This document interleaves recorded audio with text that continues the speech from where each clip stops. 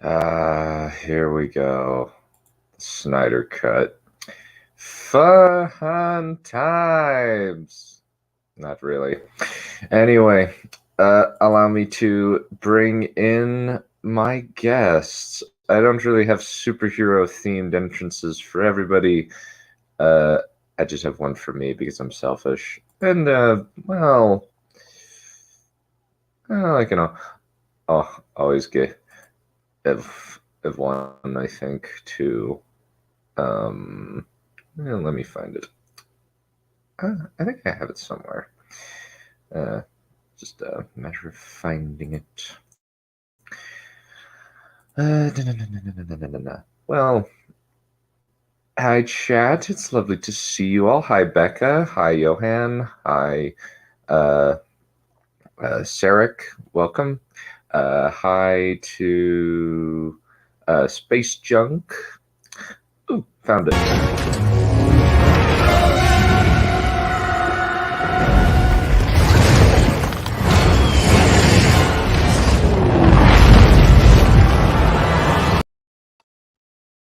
Bonjour.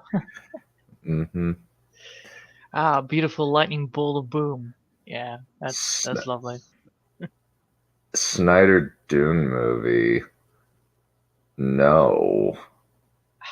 I don't want to give this man anything. Technically, I would agree that actually his the original movie had actually better story progression at the beginning and has a way better introduction. I really like the intro of, being Superman being interviewed by children. That is so much better than, it's dark again.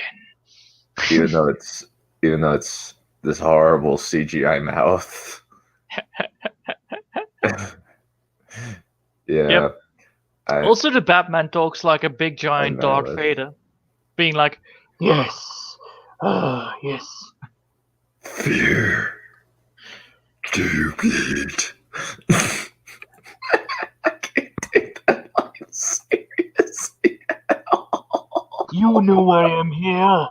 It's because you have fear. Uh-huh. Yep. Let's bring in the rest of the guests. 我が力、我が刃、我が狂気、我が狂気をもって見解せよ。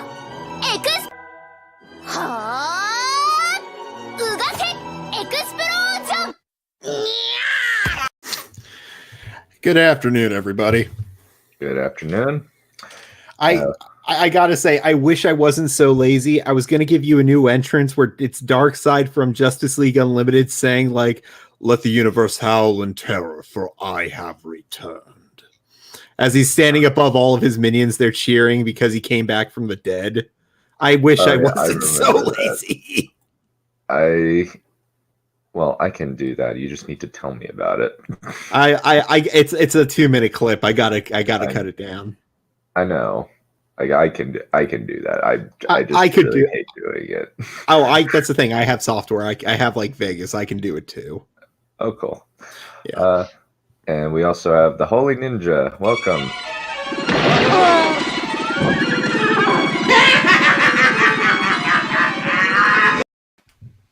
Why, Snyder? Why? Why did you make me look like an idiot, okay? I defended Wonder Woman in 1984, and then you came along, Snyder. It's like, hey, let's have her kill a couple of dudes and decapitate the main bad guy.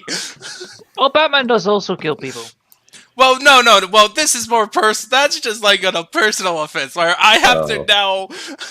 Yeah, like after having watched... You mean the beginning part where they plant this bomb and it's like, it's gonna blow up 3 stories high, and she's like, you know what, fuck you guys, I do master explosion move. Well, yeah, then like, you know how like I defended Wonder Woman 84, right? Including like the infamous scene. Yeah. Also, she can now cause explosions. Still, everybody hits her bracelets somehow. And she can fly now, so that's good. Well, the flying part was the implication at the end of the first movie, but anyway, let's get the dragon in. Yeah.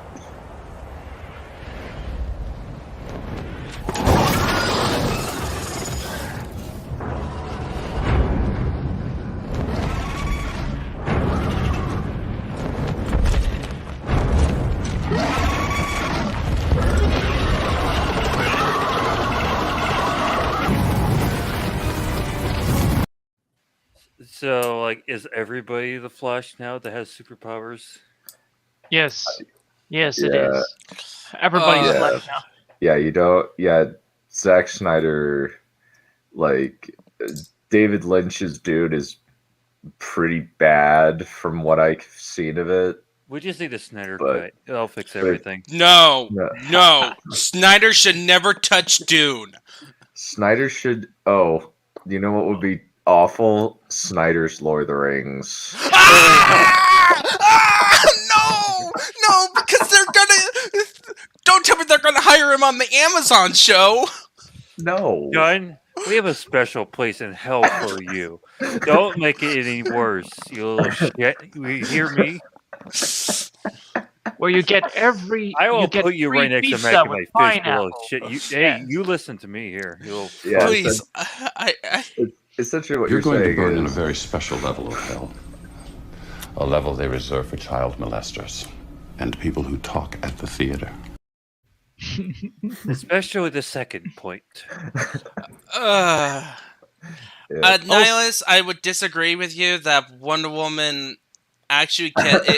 It's just like as strong as Superman, and she doesn't have obvious weaknesses, but she does have weaknesses. What weaknesses? She doesn't bleed. And she flies now. Yeah, she flies now. And she is like Flash. She can even slow down time. Well, same The with timer was Superman. I don't think she can slow down time. I think Yes, nobody. the timer was 6 seconds, and the bomb did not go up on 6 seconds. Excuse me.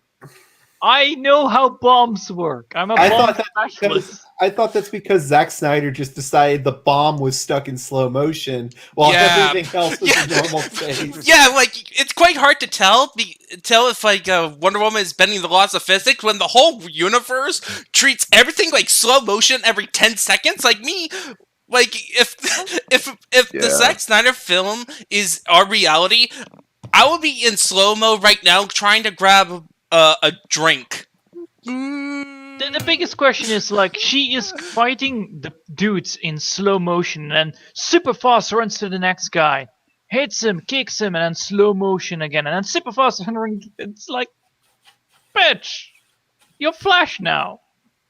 Well, Yeah, same with Superman though. Like that's the thing. It's like Oh yeah, Superman fu- is as fast. Like the as, only Flash. only thing that makes the Flash faster than those two is that he is so fast that he bends time.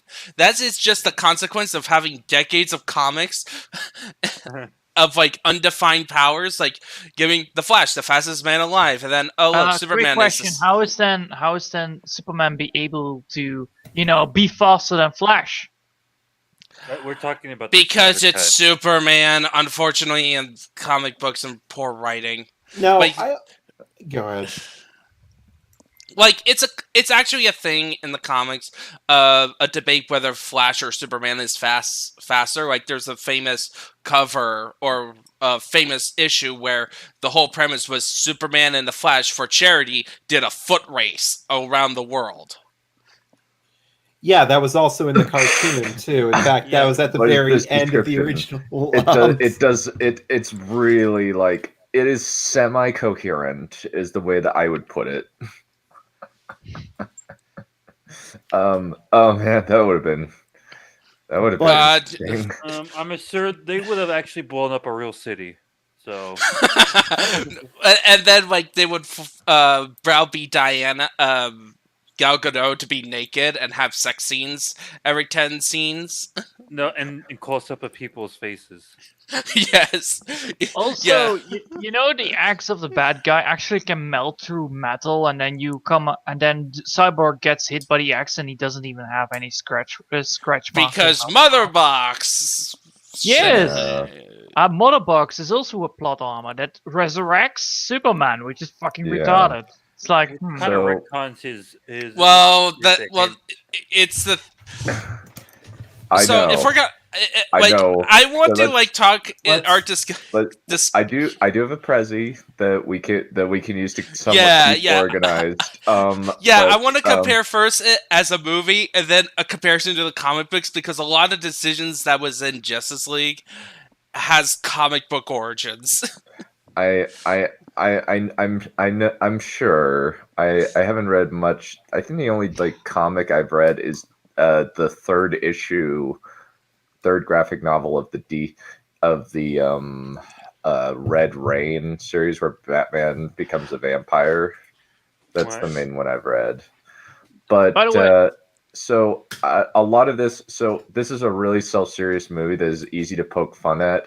And so in my summary of this movie, I am going to be I have written down. It is very flippant. And to any Snyder Bros, those who like come at me in this comment, I have this to say to you. And if you don't like it, no offense, but you have boring taste, and I don't want to be friends with you. Yeah. How dare you? Also, How don't dare forget, this is 50 Shades of Grey most of the time, so don't. Oh, worry that's about it. true. That's true. Can I just say though, if they like the Snyder Cut or even the original cut of the movie, they can't be very good friends to begin with. Well, it's more like they like the Snyder Cut. Like they're basically Snyder simps. Yeah, because You know what to do with those people. And, Like they want Snyder's vision of the DC universe to be fully completed. Because So this, guys, this is not the only thing you can do to a Snyder fan. Oh, very simply, this is the main like point of thing from this stream. Don't buy the Snyder Cut. Buy my books. Thank you. Support me on Patreon. Hold on. If I may be that asshole, I'm not buying the Snyder Cut. I have HBO Max, so technically I'm watching it for free. Well, technically, I would don't be- waste your time. Don't waste your time watching the Snyder Cut. Tarek, I will tell you this: I pirated the movie, and it was even worse. It was not even worth.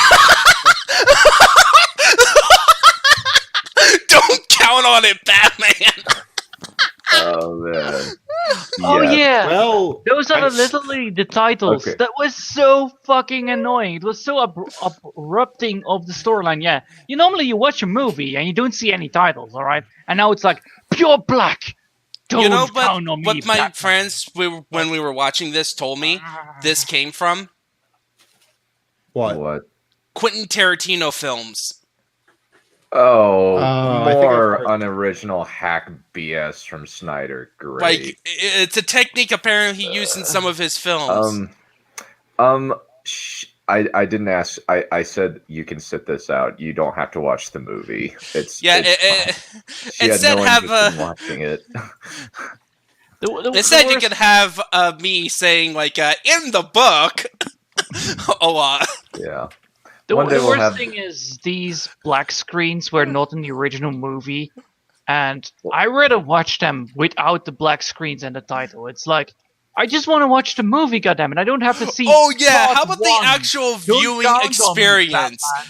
It is The so boring. Well, It No, is you so guys boring. like it as 4:3 aspect ratio. Yeah, that's my Yes. joke. It's like, Yes. yeah, I like it how me and my friends even joked that's the reason why it's 4:3 is that Snyder thought that people could not afford HD TVs. Like he thought that poor people couldn't afford it. So like they only have the big tube TVs from the early 2000s. So it Wait. just That's Wait, why you think- they. no, it's a joke. It's a joke. We made a joke on that. Like, Yep.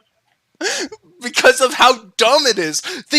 Zack Snyder artificially added those black boxes to make it purposely 4:3 to make a more IMAX cinematic experience. While my friend, one of my other friends who's into movies, shown that Dunkirk is filmed in a normal format to do IMAX. The only time that made sense was when I saw The Lighthouse, and that's just because that movie was literally made with that in mind. Oh yeah, that's and that's what my friend told me. It's like that it's supposed to be. It was filmed that way to add to the atmosphere of that movie. It's a claustrophobic movie, but not only that, but they filmed with I believe cameras from literally the 1930s.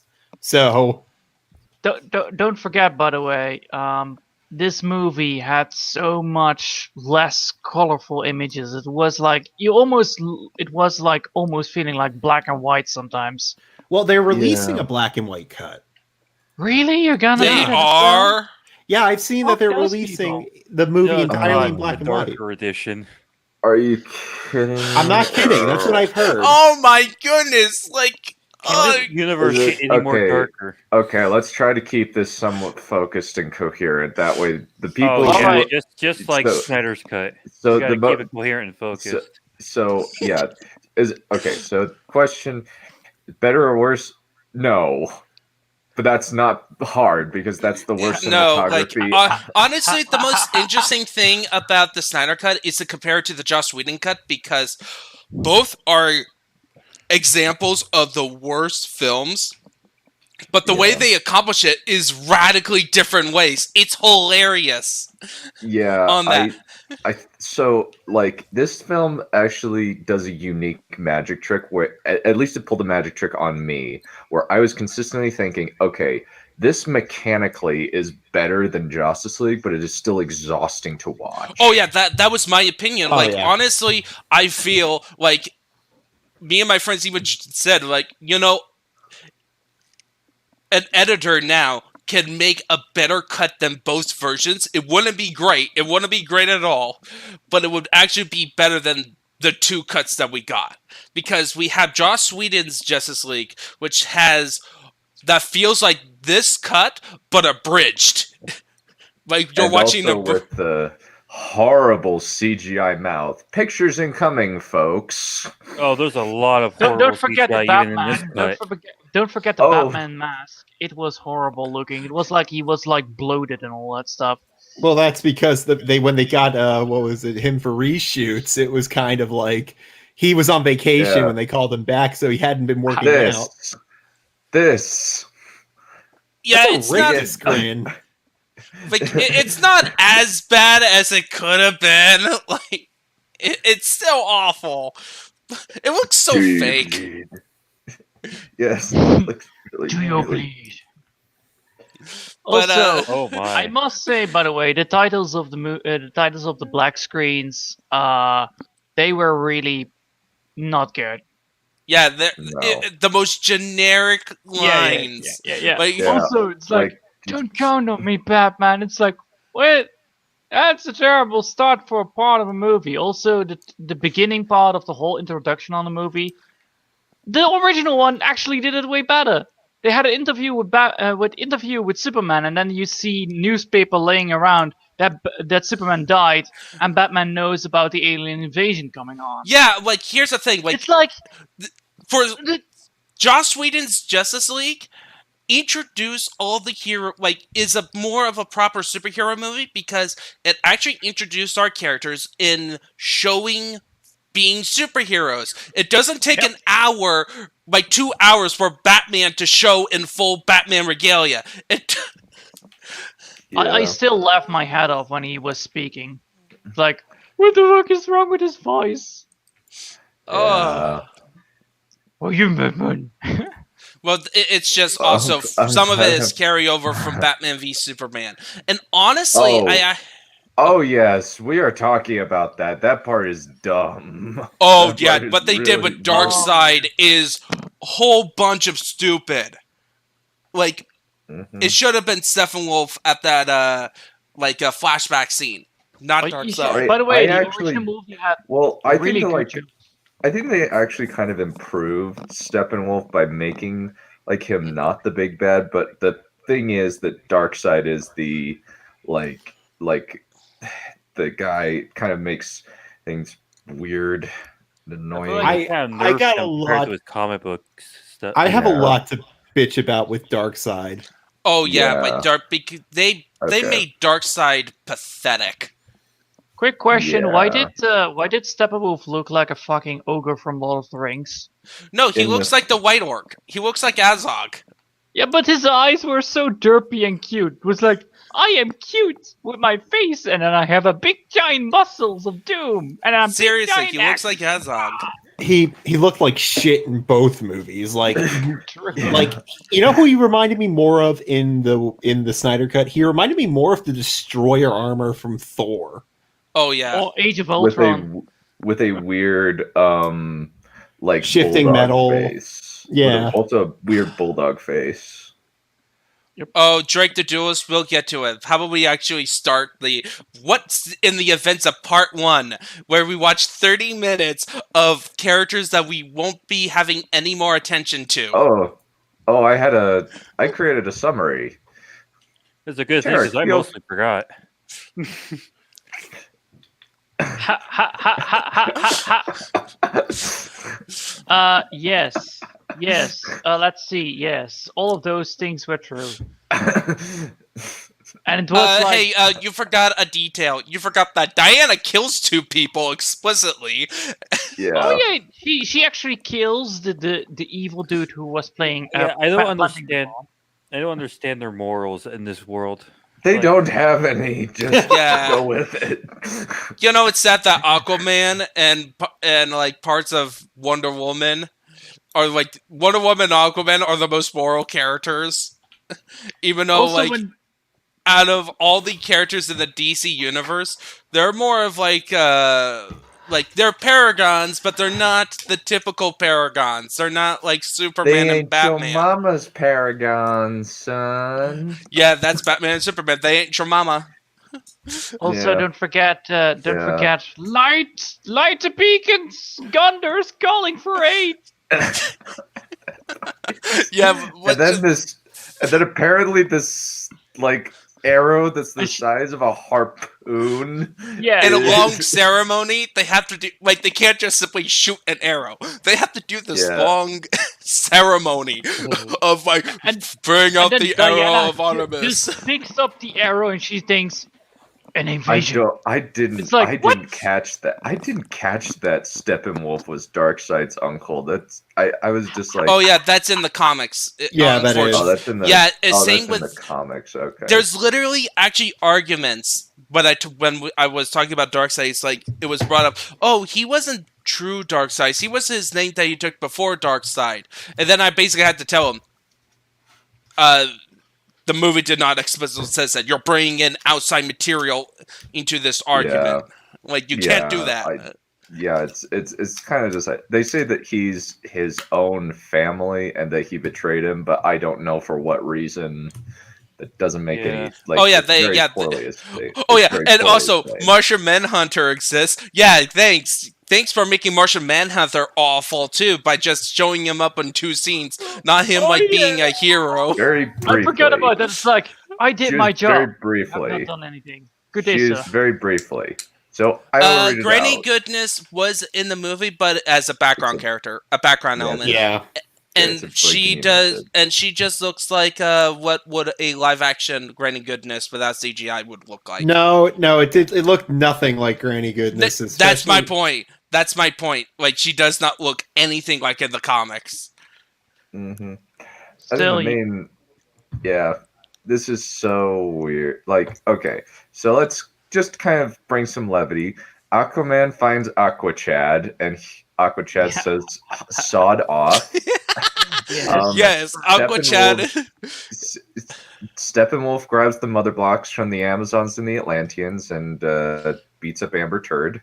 By the way, one of those Amazonian warriors actually got underneath a horse. All right. Yeah. She could not even lift up the horse. Well, she is a powerful Amazonian warrior. It's like, and also their security system sucks. Like seriously, it's kind of hilarious. I saw this meme where like, man, 5,000 years after that was posted on the Discord. We go from swords to spaceships, and then Atlanteans basically goes from sailing on boats to underwater Wakanda. Yeah. Amazonians, they're still the same. Yeah, and in fact, they even have worse systems. Like they're like, is there literally a job called box duty? I had to imagine that too. Like, can you imagine? But here's my thought on that. Here's my thought on that. For the Amazons, this is probably the easiest duty they could ask for. Like, they're going, "Oh, sweet! All I gotta do is just stand around all day. Maybe have a smoke." Like, No, Like, they instead have their you have to bows. be in warrior position with your sword out, even though they have spears. They have flippin' spears. Why Okay. don't you use spears? Okay. To be fair, quick- this is after the box started moving, so I can only assume they only got into that position after the box started flipping the fuck out. Sorry, I think it's funnier just to assume that that's their duty. That they Holy Ninja, you just need to imagine it, alright? They're just guarding the box, and the box suddenly is like moving, and they're like, "Booga booga, box, box, oh god, oh, Just, and then you see that black woman so like, oh, I need to touch the box, and everybody's like, "Good, touch it." Just imagine that it was what you wanted, and pretend you got that. It works for cinema you. wins. Yeah, It works and for also, cinema wins. oh no, but also their security system. Like No, they're- they don't. I have no idea what the boom tubes are coming. Yeah, again, it's one of those things. It's like, oh yeah, this is how it works in the comics, and this is how Mother Box works in the comics. But do they explain it in the movies? Not really. Like Boxes, the whole they kind of idea of explain boom it tubes. okay. They explain it okay. That basically they want to terraform. Their alien technology. They're so advanced. It seems like magic, and they use it to terraform. Anybody can use it to terraform the planet they're on into the new planet. So it's basically a better version of the Kryptonian terraforming devices from Man of Steel. Yeah. Oh my essentially. goodness, Zack Snyder even ripped off his own movie. But don't forget, by the way, these boxes are considered very holy. So one was given to the man, the other one was given to the Amazonian, and one to the Aquamans. And the funny thing was, you have the leader of the man is this barbaric Celt guy. It's a that Attila is the working Hun. with the Mongols apparently in Greek time. And they Yep, came up it with is the most 4 brilliant hours. system, like the Yeah. most the best system to taking care of all of this type of relics. Instead of making a special temple, put them on a Dig a pedestal, just dig a hole. And honestly, it worked. Yeah, and the funny thing was, like, oh And no, also, like, what are this you gonna whole fight? You're fighting these. Aquaman legit makes no sense after this movie, like Oh, yes, continuity definitely. wise. Because Let's just, like, that's why I am purposely ignoring this movie. Like two different it was also in the- universes. it was also in the original Justice League too. It's nearly the same thing. The only thing that's edited is Steppenwolf. Yeah, it's like the whole thing with like we're gonna take over the surface world. I'm like, no, you're not. Fucking Superman exists. You fucking retard. Yeah, but honestly, Aquaman, like again, Aquaman is just great on its own. But don't forget, all right, you have these people, these Greek time people. Apparently, they are Greek people, and they are like very terrible created. They have godly power dudes with them. They're fighting aliens with high technology. What do they use? Well, they use also swords, and they come out of spaceships. Yeah, They don't use guns.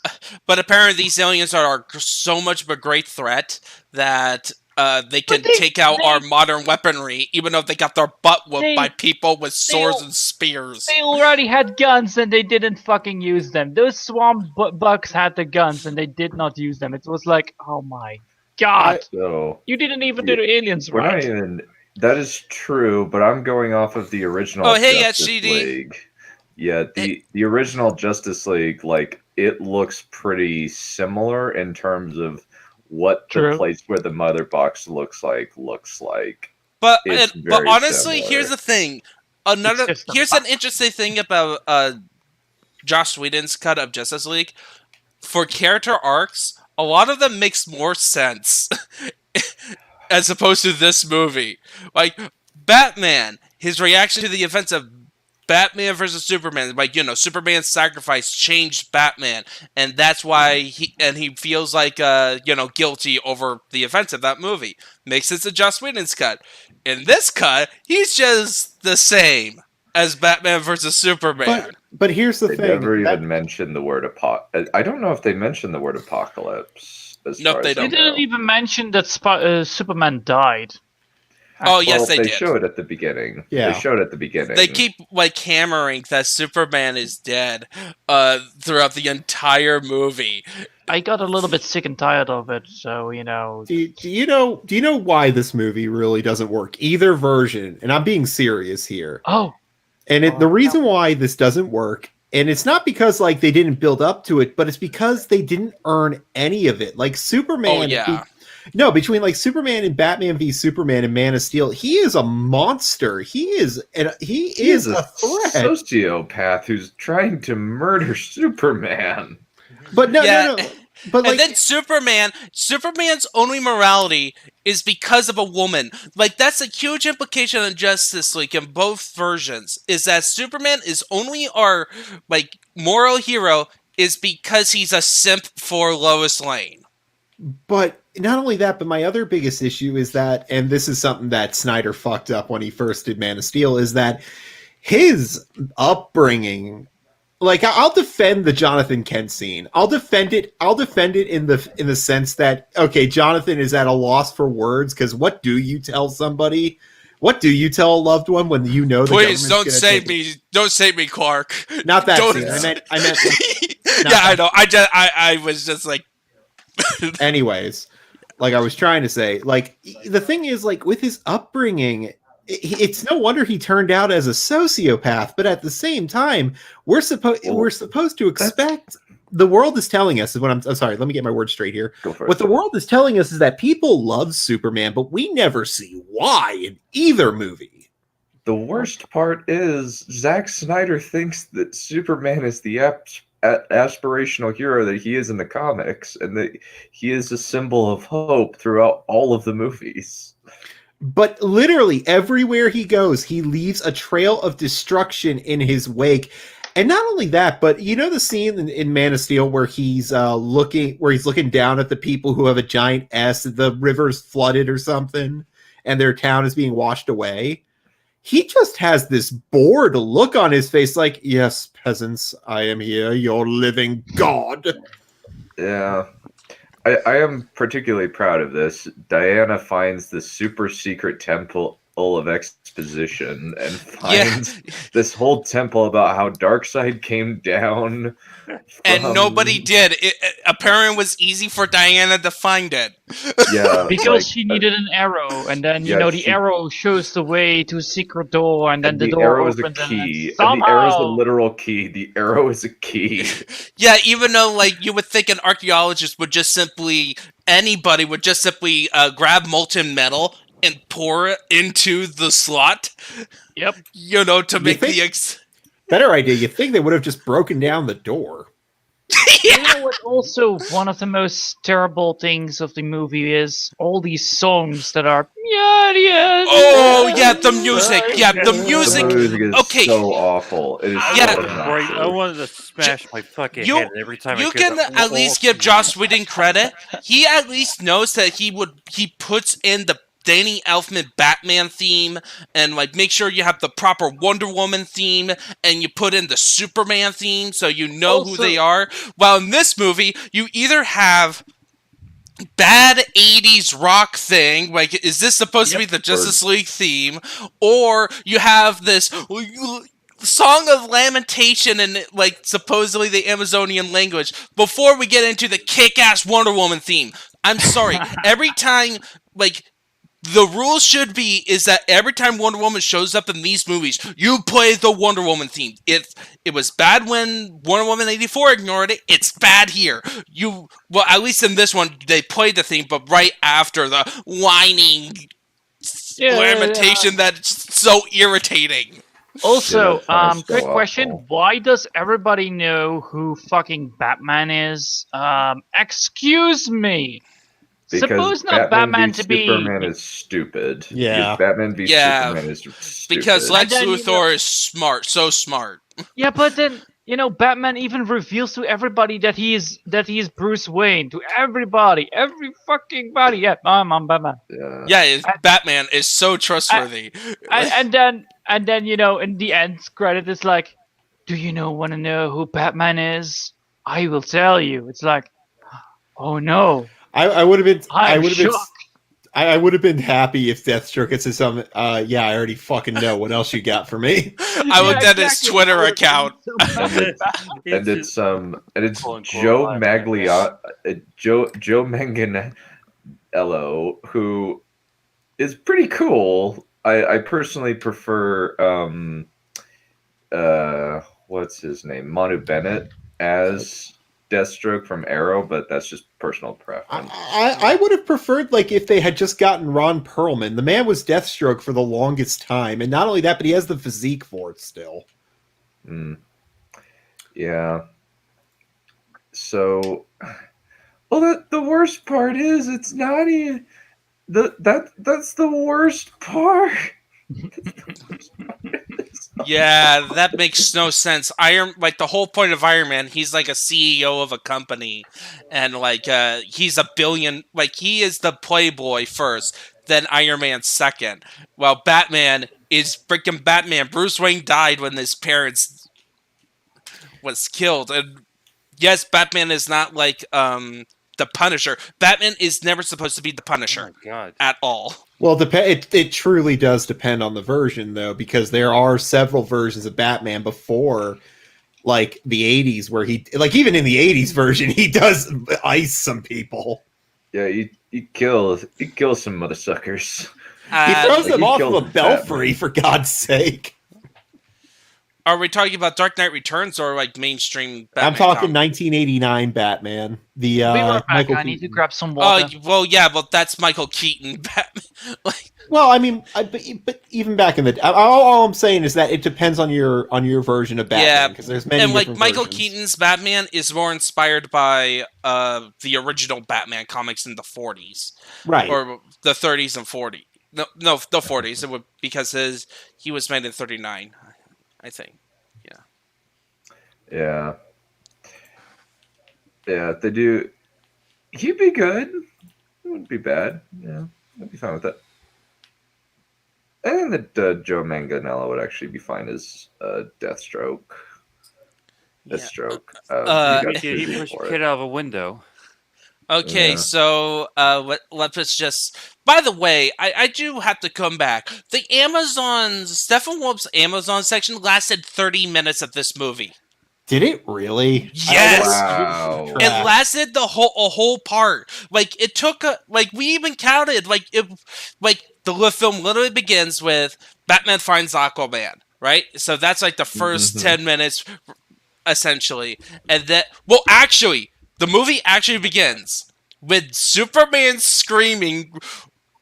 His ring awakens the mother boxes. Yes, but the whole world can scream. Here's the scream. Think about it. Like No, the best thing is like you have this music and then you hear it constantly. Yeah, it's like somebody going with a high speed car, like. So we showed that Superman's scream can reach around the world, right? So it can reach to the deepest ocean. Yeah, so you could think with the super hearing at the second half of the movie, they would know where the Justice League is. No, he has to go to Batman's his Batcave first, and then go to Chernobyl. He's like, hey, you know where Bruce Wayne is? He's like, he's off there. Thanks, man. Bye. Thanks, man. Also, Alfred is now super smart. He's Tony Smart now. He invents stuff. He invents gauntlets. Laser bullets catching gauntlets of doom. Well, I always think it destroyed Superman. And yeah. Superman's then like, I will use my lasers, and he's like, I will block with my gauntlet. Everything will hit my gauntlet. Okay, yeah, so... Hey, hold on, it works for Wonder Woman. Why wouldn't it work for Batman? Yeah, that's true. Yeah, see, Batman is now also Wonder Woman. Yeah, we need to talk about Diana shares the secret within the information within the super secret. Oh yes, basically Darkseid whimper. Darkseid is a complete wimp. Yeah, what the hell? I watched some of the older. He got axed in the shoulder and then had to leave by Ares. Yeah, who's so imagine Ares, the guy who later dresses up in like a suit and outfit, being Palpatine, and got killed by Diana. Okay, question, serious question here.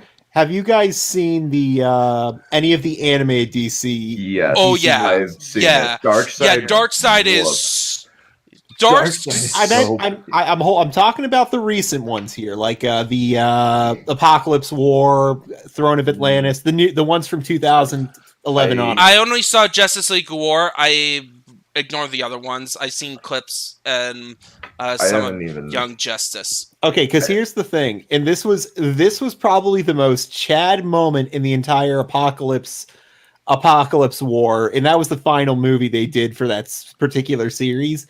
You have Trigon show up, Raven's father.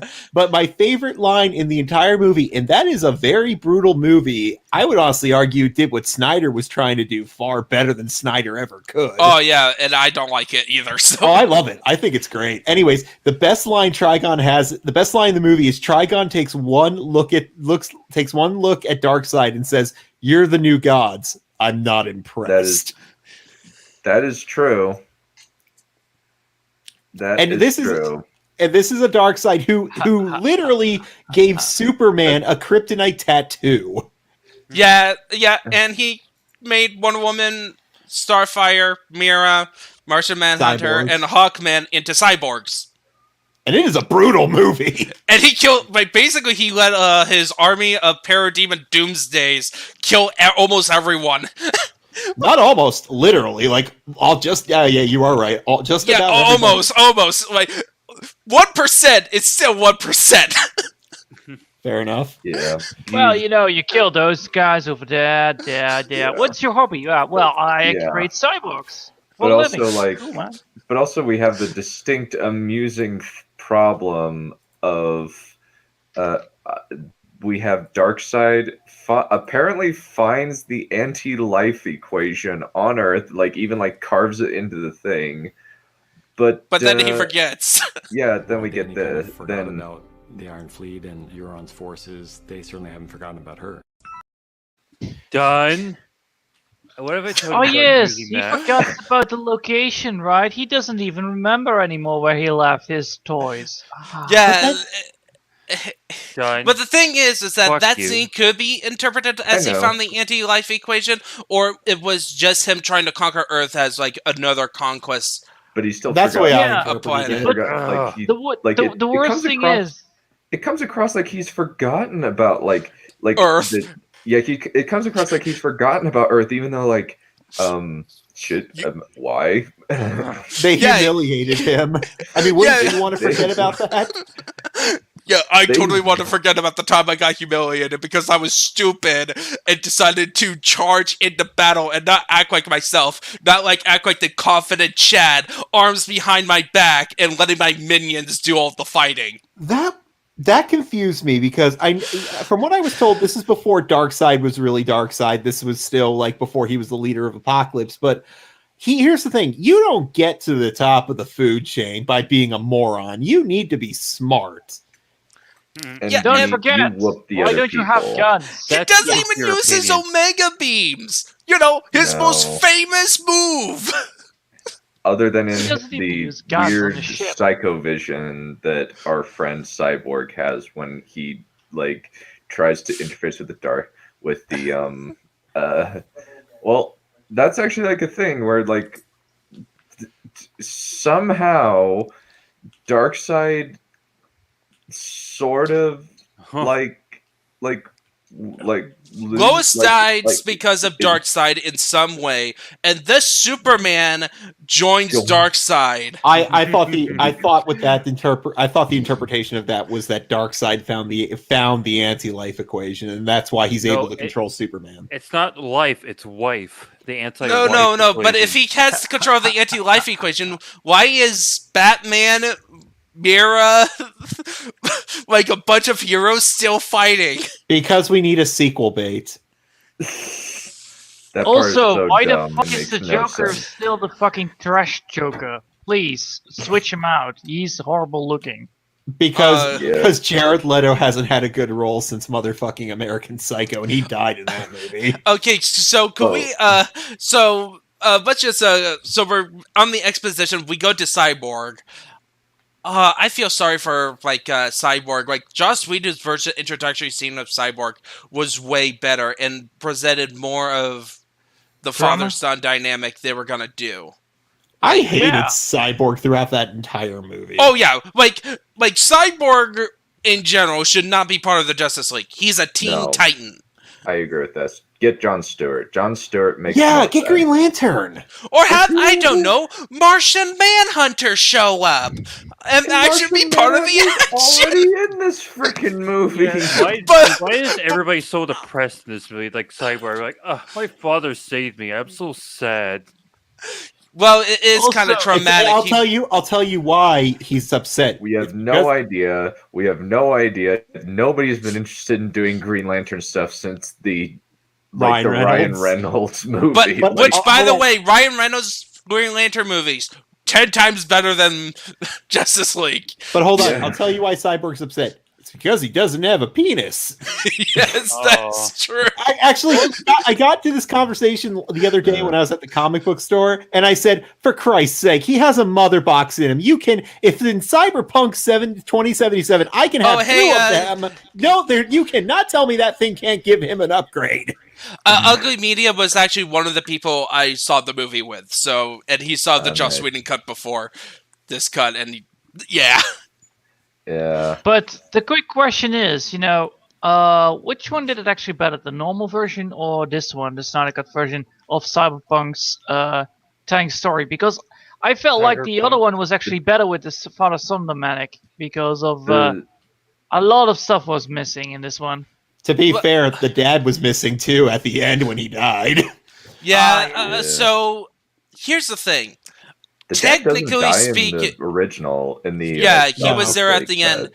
So here's the thing: in a technical sense, in terms of getting character arcs, this version in the Snyder Cut is better.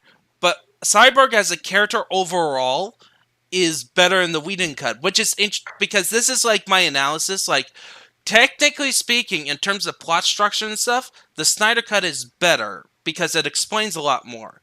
But the Whedon cut has a lot better character interactions and a lot more personality in front. And yes, there's a lot of cringy dialogue with the Whedon cut. That was the best line in the movie. Or when Barry falls on Diana's boobs as the insert otaku fans. Yeah. But by the way, Barry's introductory scene. That was terrible. The fucking burger guy is the best. That was hilariously stupid. I hated that moment. That was awful.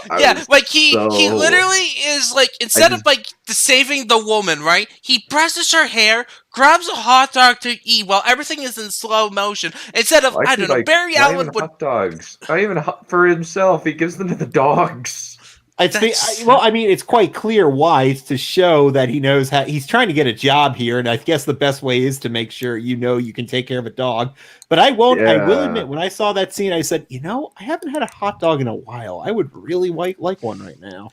Yeah, what we're getting is basically, Daddy, would you like some sausage? Daddy, would you like some sausages? Done. I think to this day, that guy in the truck is still trying to reach for his hamburger. Over. Yeah, since we have. It's only a few seconds, but you're right. It's terrifying. When I die and finally go to hell, that's what's gonna greet me. That is the first thing I'm gonna see, and I will know I am in hell. Actually, the driver of that truck is actually Truck-kun. Yeah. But he was actually trying to isekai the girl. No, I was gonna say I hope you can isekai me to a better fucking movie. What? I can't make references to Freddy Got Fingered when there's frickin' sausages all over the place. But I need to tell you guys, I'm sorry, but I need to go now. All right. All right. Time for the. Okay. See ya. See ya. All right, we're the Fantastic Four now. Yeah. I guess so. All right, which one am I?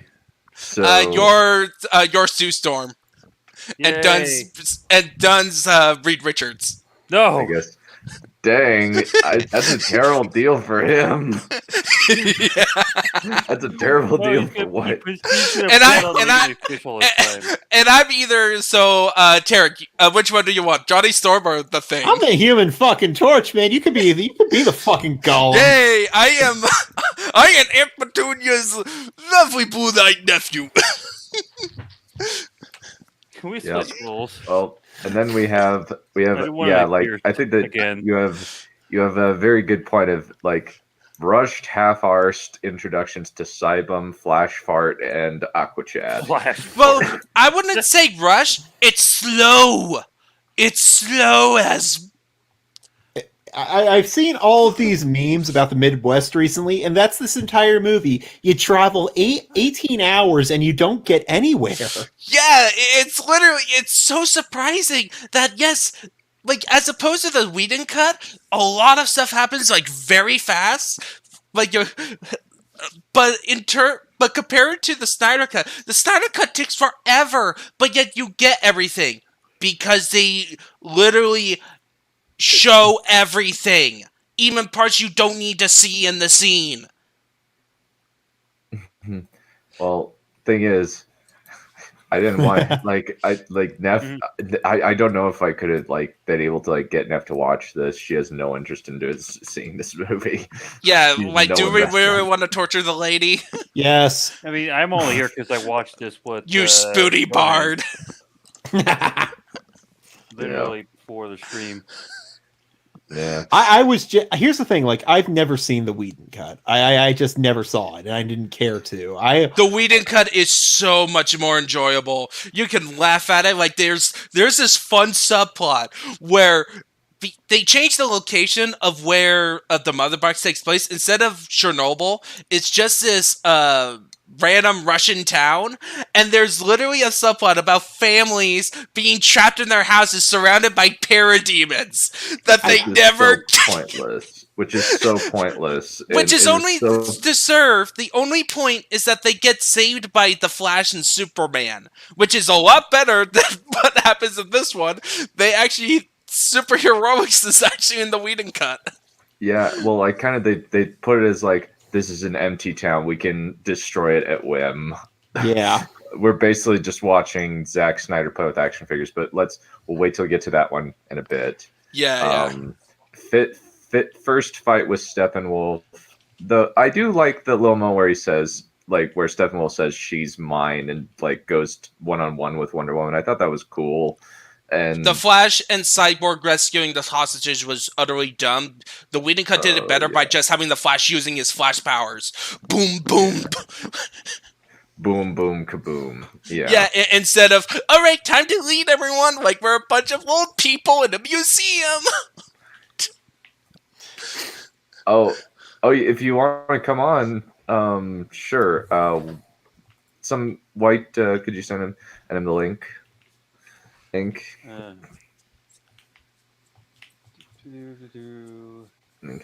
But yeah, and then they realize they're outgunned after this fight and decide to play Dr. Frankenstein.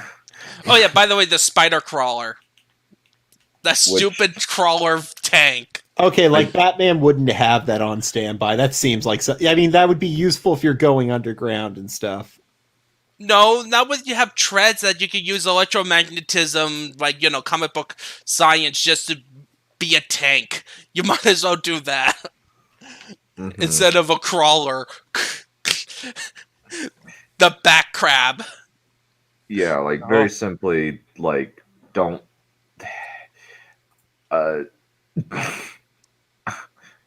essentially, yes. Yeah. And then they decide to play Dr. Frankenstein with Superman and dig up his body. And Barry makes a joke do you think she would go for younger men? And Cyborg says she's 5,000 years old. Every man. Every man's a younger man. Well, also it's oh yeah, and they're grave robbing. That was morbid. Yeah, Yeah, that was our weird. heroes, everyone! Our heroes! They are robbing a grave! Yeah. Death of Robbing the Superman grave and of its Justice corpse. League Unlimited, or Justice League, I can't remember which. The show kind of like mixed together in my head a little bit, like some of the the individual stuff kind of mixes together in my head. What are the good animated Justice Leagues I need to watch out for? I like just the Justice League show and the Justice League Unlimited sequel show. Yeah. I like for movies, Justice League Doom is good. I heard Justice League Crisis on Two Earths is good as well. Anyways, like I was saying, the new animated movies following Flashpoint, they're dark. Like they're what Zack Snyder was trying to do, and they do it 100 times better. I like them. I like the occasional like brutal superhero movie, and this does this quite. And this particular series does that quite a bit. Well, the reason is that it took Zack Snyder's Justice League, like Zack Snyder's story, and the DC animated movies, those ones were inspired by the New 52. And for comic fans, other than Batman and Green Lantern, everything else the fans hated. Yeah. Really? Well, yeah, because they basically darkened Superman. This was during a time, so it was because of Flashpoint, right? They did Flashpoint.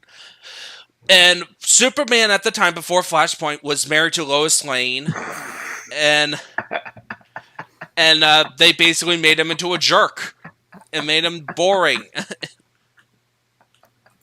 I will admit though, the best I did watch Superman Man of Tomorrow, and that one was actually really good. It was really hopeful. It was a much better Superman than we've seen in years. Yeah. We have another guest coming in. Please welcome.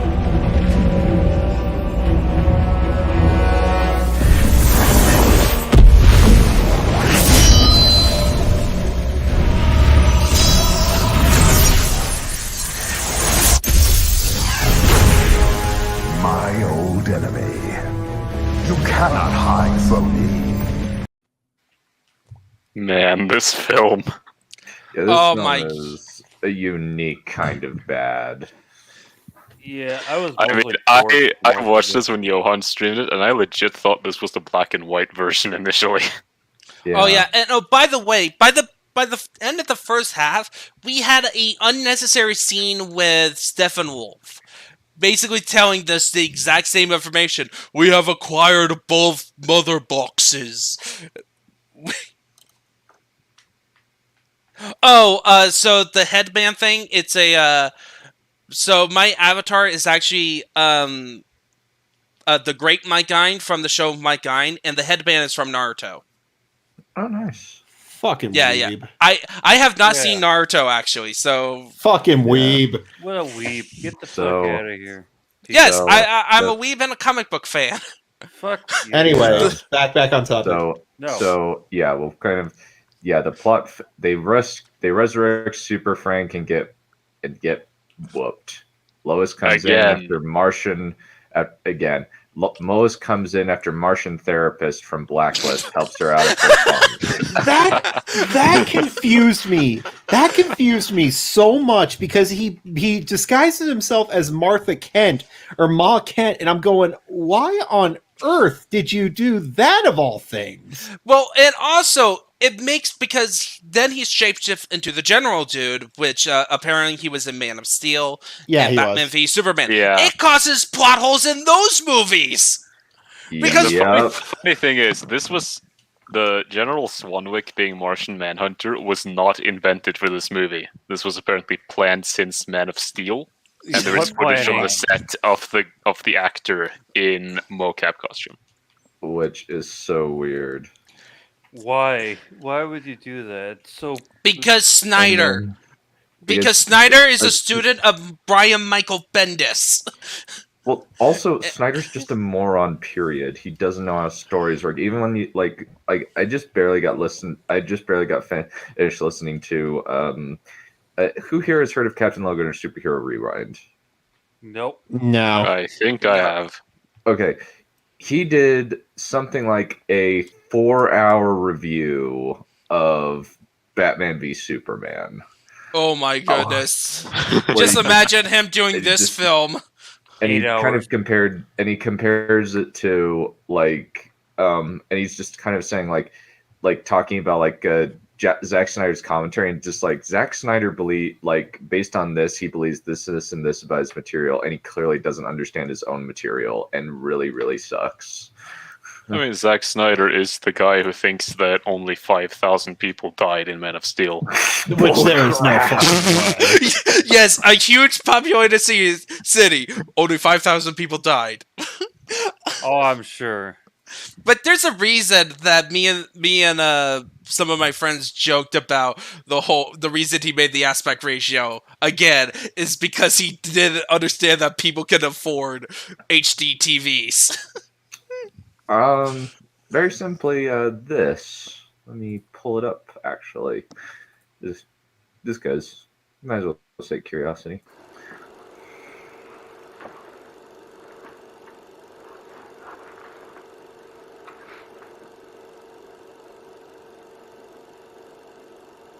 Yep, that's me. Okay. Yeah. Yeah. Yeah. That's me. Yep. But yeah, this movie is bad. It's like Cybum's dad is killed by Steppenwolf after marking the last mother box like a dog. No, No, he killed himself. Like he locked himself so that he could activate the mother box to do a superheat thing to basically get the coordinates, which is clever. It is kind of clever. It is a clever use of it was set up, but he didn't need to kill himself because he had the remote in his hand. The only reason I could think of is that Steppenwolf could have prevented him from activating the remote. But if he had he had the remote in his hand, like if it was attached to a wire or something, I'd accept that. Except it was a wireless remote. Like, why couldn't he? The moment Steppenwolf stepped foot into where the Kryptonian ship was, he should have been turning it on, like going, "Fuck this." Yeah. Mm-hmm. I think the implication was that he was still working on it as Steppenwolf was coming in. Like, it was supposed to be the last second. But he didn't do it too well. Like, he did activate it when, Cyborg interrupted everything. Yeah, by the way, when Miles Dyson dies, how the hell is Cyborg the first to arrive to help him? Where is Flash? What do you think of this compared to the original, where he just picks it up from the car? Makes more sense. Yeah, I'd say honestly, it makes more sense, honestly. I think that this part it makes more sense, but I would say really there's much less drama in it. Yeah, this is it's a lot more clever twists in this, but it's a lot clever, especially figuring out how our heroes track down the box as opposed to the original movie. Mm-hmm. It's kind of like the random Wayne employee that dies at the start of BVS to give Batman a personal connection to all this. Like, I can appreciate giving him a more personal reason, but we have no personal attachment to this guy. And also, the way he dies makes no sense. Yeah. Yep. Okay, and then the exhausting hour-long climax we've been waiting 3 hours for finally happens. That's not even. No, it's like 2.5 hours, and then there's 30 minutes of that epilogue. There is. Ends. Yeah, it doesn't. It's like this is the movie that never ends. It did that fucking last bit with the future. I was so confused. Like, why is this here? What's happening? Yeah, I don't know. I really don't know. I am so confused with these future bits. I don't know why they're even here. Yeah, and then yeah, I'm so confused about the nightmare future. Like, why is it being shown? Is Is it some kind of foreshadowing? Is it just sequel baiting? It's sequel baiting. Yeah, so lengthy. I put it down there. Lengthy epilogue for movies that will never happen plays out in perfunctory fashion. Is this a parallel universe? It's a dream sequence. I gotta tell you, how does this work?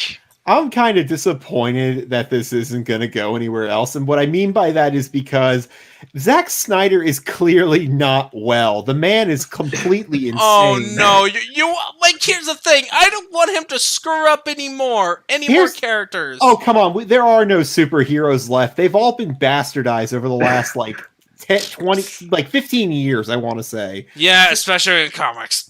Especially in comics. So at this point, why do we care anymore? I say, let Rome burn. I want to see how Zack Snyder just keeps going. Well, I don't think he really is. I don't think he's out. He's let going to Ryan return to Johnson this. back on the Star Wars. Let's let him do his trilogy. Well, Star Wars is dead to me, so. Oh yeah, that's kind of the thing. I put this in the end, but it bears talking about now. This is not a win for the fans. Snyder fans are just as bad as TLJ fans. If you've been following along on Southpaw's Twitter, they might be worse. Except here's the thing, and I'm going to speak seriously for a moment on a not a moral level, but on a I'm trying to find the right principle level. On a principle, thank you. Yes, that'd be a much better word. On a principle, I think this is a very good thing because you should cater to the fans. You should want to get people interested in your product. Yeah. Now, that's not to say you let them have full reign. You just let them, you show them, hey, we're listening to you, which is what nobody is doing right now, why a lot of people are pissed off. So I think this is a big win on principle. It's just too bad it didn't result in a better movie. Oh, yeah. Well, I would say Sonic the Hedgehog movie was another win. But it's a lot better example because the fans wanted the movie was actually improved by changing the design. Yeah. Yeah. Snyder fans are crazy. Really, really crazy. There's much like any fandoms, there's two sides to it, right? You have the crazies, and then you have the more sensible people. I can only hope I develop a fandom that's actually completely butt-fuck insane. At least that way I know I've made it in this world. Yeah, it just means that you'll have consistent paydays whenever you release something. Exactly. Why would I be upset? Yeah, my fans are insane. Okay, yeah. Money, please. And then it turns out these fans just pirate your work. Then it sucks. It's like that. Well, I'm the awkward token angel spirit, so why not? Oh, I just got this Bit of from token Heroes. camaraderie. I just got this from Hero Speed. Ares is greater than Darkseid, who's greater than Steppenwolf, who's greater than Wonder Woman, who's greater than Ares. So, wait, does that mean that Wonder Woman could have one-shotted Darkseid if she was there? Yeah, she could have straight up decapitated Darkseid when he was flying in the air after being punched by Superman. Yeah, thank you, Zack Snyder. That way, you make things even more difficult for defending 84. The thing is, I would usually take issue with judging a character's power that simplistically, but in this case, it's what else do you have to go on? Well, yeah. There's a whole bunch of thanks, Snyder, from me on this movie.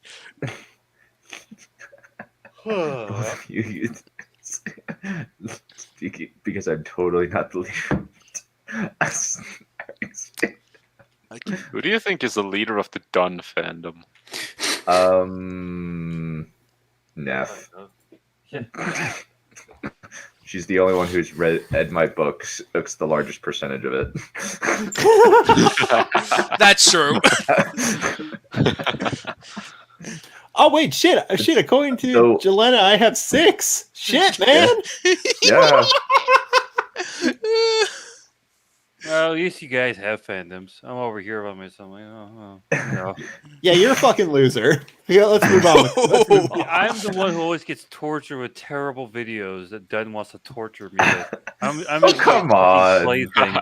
Hey, I can hop in if it gets too torturous. Have you? Have you? You haven't seen School of Movies yet. I have. Don, no. Don't subject me to that. Why not? It would be hilarious.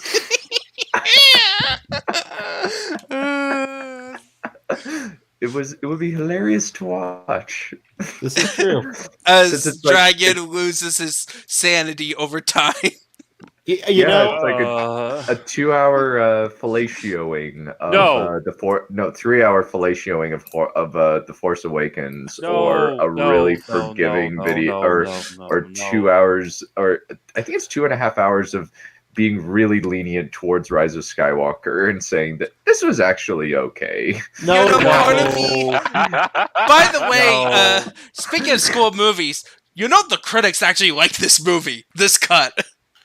Yeah. Yeah, even Overlord DVD. So hopefully School of Movies do a positive defense of this movie. Oh no, they hate Zack Snyder. They hate him. It would have been funny. Okay. Oh, well, the thing is, I have the Dragon Blaster cult, which is I ain't jealous of nobody. Okay, you make a good point. I do want to go on the record really quick though. For all 6 of you who are part of the Shadows of Tyrion fandom, I love you very much. Thank you for your support. John, check out your Discord DMs. Oh, where is it? Oh, what? Okay. Well, aren't you? Well, one day we will watch School of Movies: Rise of Skywalker. No, I'm just gonna say this right now. When the last time I was doing School of Movies with you, my grandfather ended up going to the hospital, so I think it was a fucking omen. I know. Oh yeah, I saw that and I was just like, really? I saw the Overlord DVD, like I just like Doom. I think that Overlord, that Mr. Doomcock is rather biased. Yes, yes, he is. He is currently biased. Like, hence his reporting about how many years now saying that Kennedy will be kicked out. Yes, and that the sequel trilogy will be erased.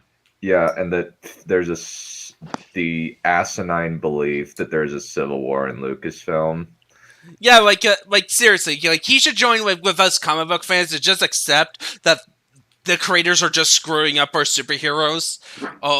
But they aren't creators. They're literally just people they found on Twitter and said, "Hey, you willing to work for less than minimum wage? Yeah, okay, come on." Yeah, which is kind of sad. Is they're just doing their own thing on Twitter, and then they get a golden opportunity, right? And you want to progress your career, so of course you're gonna take it. And then you ended up screwing it up. But instead of people correcting you, they now think you're evil, and then of course you're your environment is Tumblr, so you're gonna behave like a Tumblrite. Yeah. They're not. No, they're not. They're not. The closest thing to a hero is Wonder Woman. Then she kills people. At least Cyborg helps a poor family. At least also Cyborg helps a poor woman who's nearly broke. I know that scene was a bit comical. Gives her $100,000. Yeah, it was very comical. At least he's never raped someone, as far as we know. Oh yeah, but he did hack into the school system and got away with it. He stole from Cyborg stole from the bank. Remember that? Yeah, he's literally a stereotype. Did he steal or did he just create the money? It's never clear. That's a good question. I don't know. It's as questionable as Wonder Woman sleeping with Steve Trevor in Wonder Woman 84. Though for different reasons. Yeah, different reasons. No, you're forgetting something. The woman after the end credits, there was a post-credit scene where she got arrested for fraudulent money stealing. So the woman Cyborg helped actually got sent to prison, and their daughter's in foster care now. Truly, Cyborg is a hero. I guess, like, but like it says that, like, you won the special $100,000 special person award for reasons. It's $100,000. Cyborg is the heart of the movie. He's the only person with a arc throughout the movie. But I still hate him. Like, I did not like him in the movie. Well, the thing is that he was boring and personalityless. Like, I remember, I haven't watched Mud in a while, but he did put a community post of saying that he calls Cyborg a Mary Sue. Quite hard to defend against that claim. Well, I don't disagree. Like, most of these characters are so OP, it's ridiculous. Well, and also it's like the plot doesn't punish him. Oh yeah. Speaking of Flash, how about that mini Flashpoint at the end with his going back in time, back in time as the world is disintegrating. That made no sense. And they set it up with Superman or something. Like they set it up with Superman's resurrection, right? But not very well. Like, apparently, he can phase through the explosion. Yeah, by raising apparently. his hand. Oh yeah, by the way, he's apparently moving at the speed of light plus ? But apparently he can still get radio transmissions from Bruce. Apparently. That is some damn good communications equipment. Yeah, it's going faster than fucking light. Yeah. Pretty much his death makes no difference in either cut. Yeah. Yeah, well, and plus his dad didn't die in the Whedon cut. No, he didn't. No, he actually gives Cyborg a better look. Gave him the classic Cyborg so look. Funny. Yeah. So, although if he could have done that at any time, couldn't he have looked like that the whole movie? So, Jor-El from let's talk about Superman now. I got a tweet. I got a comment from Hero Speed. Jor-El from the show Smallville. Your abilities may be of my blood, but it's your time in Smallville with Jonathan and Martha Kent and all the people there that made you a hero, Kal-El. Not in this universe. Oh, yeah. No. Like, again, he is only a hero because he's a simp for Lois Lane. That is because this whole movie is incomprehensible. No, it's actually here's the thing. It's comprehensible when it comes to Superman's arc. It's clearly, according to this universe, Superman will turn evil once Lois Lane dies. Yep. At least in Injustice, hero. At least in Injustice, she was pregnant when the Joker caused him to literally kill her. And Metropolis blew up. Oh, that too, yeah. So he literally killed everyone. Yeah, well, you know what? That's where I tried to put up a summary because otherwise, that's why I put up a summary because right here, this is what we're talking about. The plot is actually really simple. It just takes 4 hours to do it. Yeah, and also it's vaguely like Game of Thrones season 8, where there's so much bloat where nothing is happening. Then they rush through everything that's plot relevant with a bunch and then they're of throwing in nonsense. These weird these weird rules occasionally in there, weird mechanics in there. So we have to how did they hit that she's pregnant? Yeah, and I was confused at that. Okay. I was very confused. Okay. So let's explain this. Okay, so when they're reviving Superman, Cyborg gets a vision of something where you see a bunch of bad things happen. We see Darkseid crushing the Atlanteans. We see a funeral for Wonder Woman. While Darkseid is invading on their island. Yeah, while Darkseid is invading on their island. Oh. Oh, okay. I'm sorry, I didn't look at a detail on that where the whole arc of Lois Lane is literally, I'm depressed.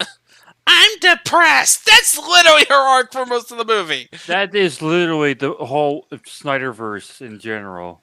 Depressed. That it's you know the funny thing is, I forgot most of the plot of this movie already. Like, and I at least the Whedon cut of has her working. In the Snyder cut, no, she had not been working for months. Yeah. Yeah, I didn't even remember that. I mainly just remember, like, Superman. The main thing I remember is just bad Batman dialogue from the Whedon cut. I'm rich. Yeah, that's in both versions. Yeah, and like here's the thing: like at least Batman had a more interesting arc because, especially given the events of. So well, it's more like a vision that Wonder Woman dies and Superman turns evil because Lois died. Yeah, like it looks like her like skeletonized corpse was destroyed by Darkseid, and yet Superman joins Darkseid.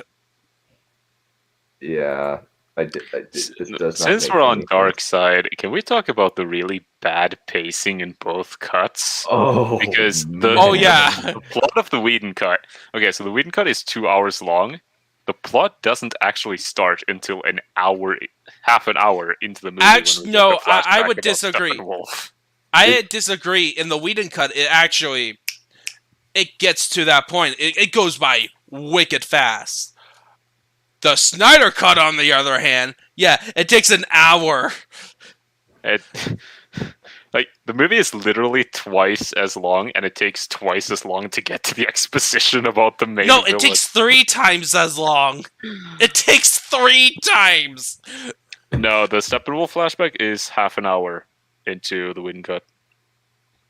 Yeah, but compared to the Snyder cut, it takes over an hour. Yeah, that's twice as much. No, not an hour. An hour and a half. Wait, it takes that long to turn? Wow. That's what I think it is. Like, it was ridiculously long. Because the pacing of every scene was stretched out to ad nauseum.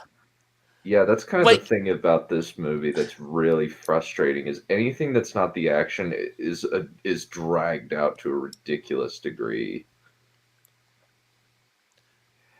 No. The Return of the King one is finely paced. Every scene is finely paced. It's just that it keeps ending. It's also technically like 30 minutes shorter. Yeah, Return of the King epilogue. No, that's not right out.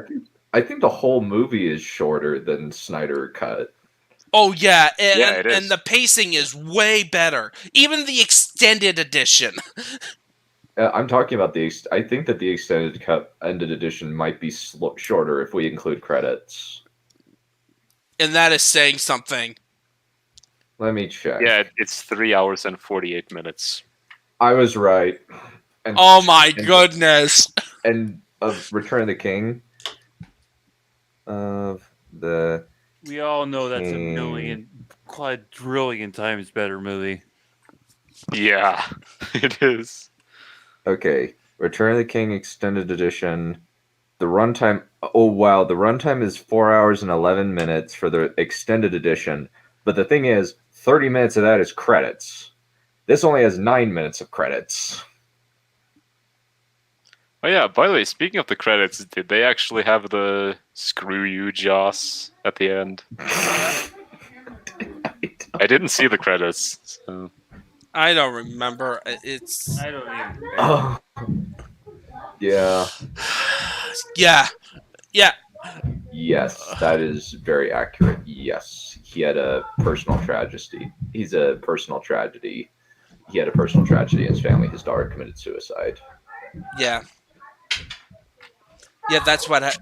But instead, in the studio, instead of postponing Justice League, just brought in Joss Whedon, who then did And- reshoots and It makes it kind of a tonal mess in a lot of ways. It makes Yeah, holy shit. I think I honestly like, just because I'm me, I like Steppenwolf's design a little bit better in this version, partially because he looks more polished. Like he looks terrible. Like he looks really unfinished in the Whedon cut. Well, here's the funny thing. We were me and my friends. We saw the Whedon cut. Is that we all agreed that Steppenwolf looked terrible. The thing is, we couldn't agree on was which part was terrible: his armor or his face.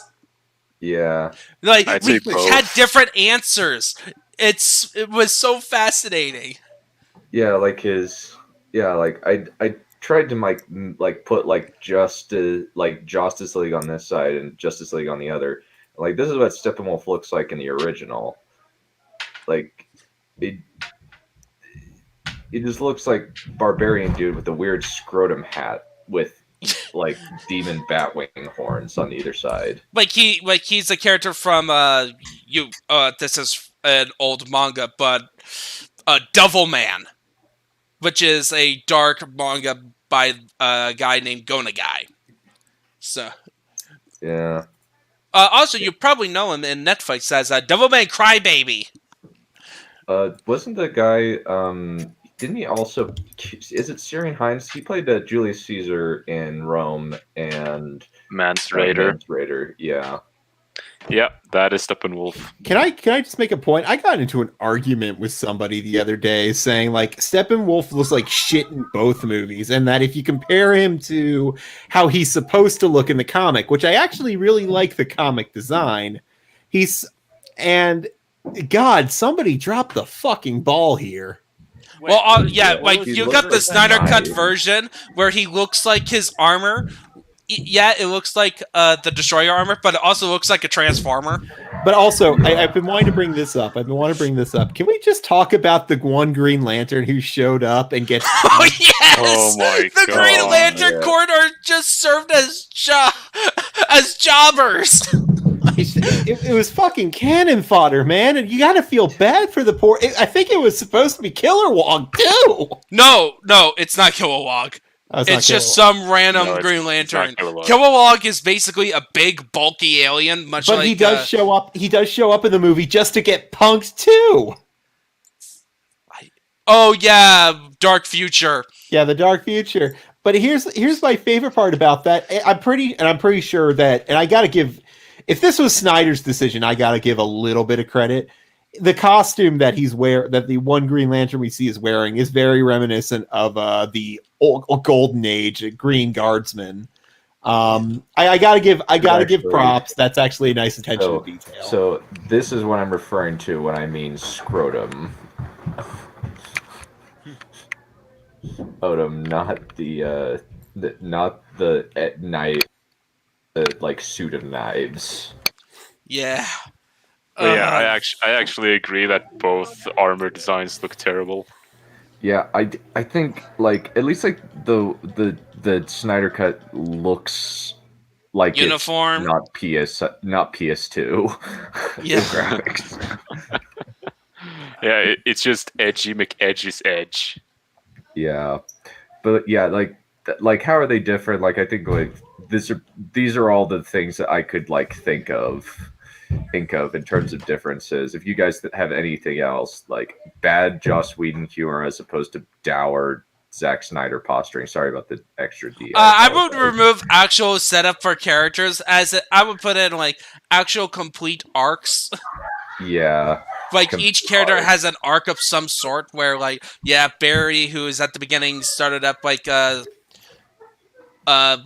complete slob who can't get a job, and now he has a job.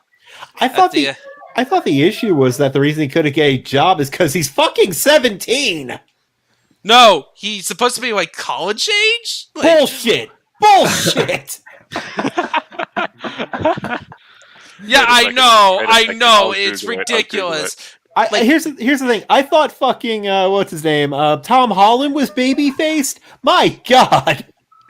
Yeah, Yeah, the problem is also that the Flash setup is completely opposed to what like any version of the Flash, because the Flash is supposed to be, by the time he gets his power, already a forensic scientist. He's established, yeah. Yeah, he's already established. Okay, so Flash in the DCEU, Barry Allen, is born in 1992. And this is... When does the movie take place? It's probably 2017. So he'd be, that's when the movie he'd was be 23 years old. Oh my goodness. And I'm still calling bullshit because the boy doesn't, not even the man, the boy doesn't look a day past 17. Boy! It isn't helped by his like manic ADHD. Can we talk about his running?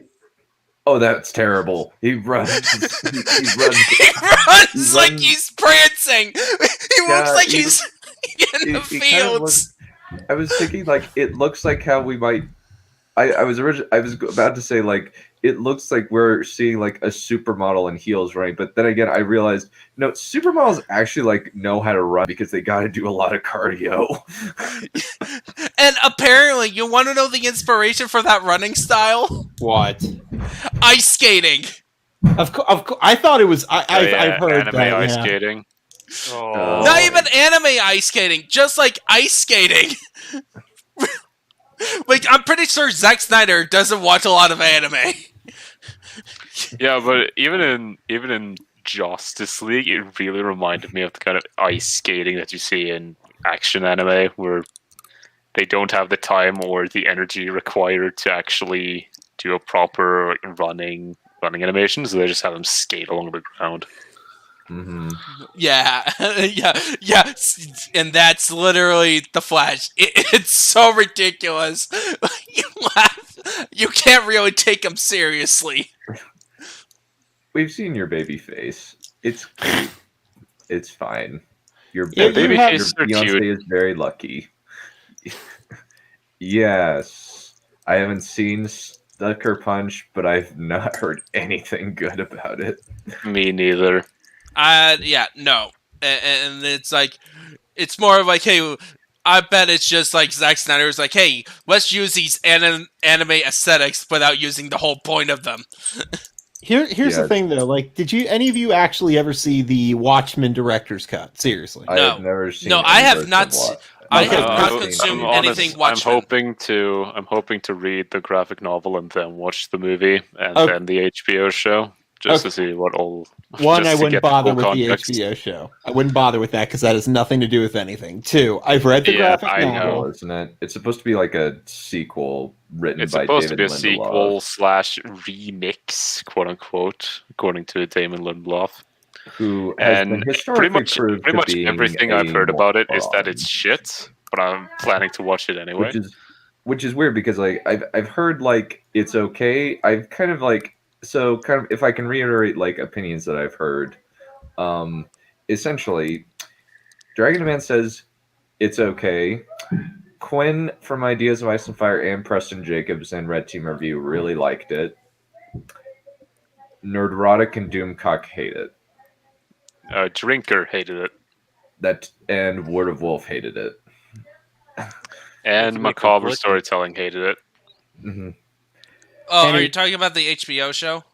The HBO show, yeah. Yeah, but Lindelof. Like, here's the funny thing about Lindelof. Apparently, other than Lost and the Watchmen, he's an okay writer.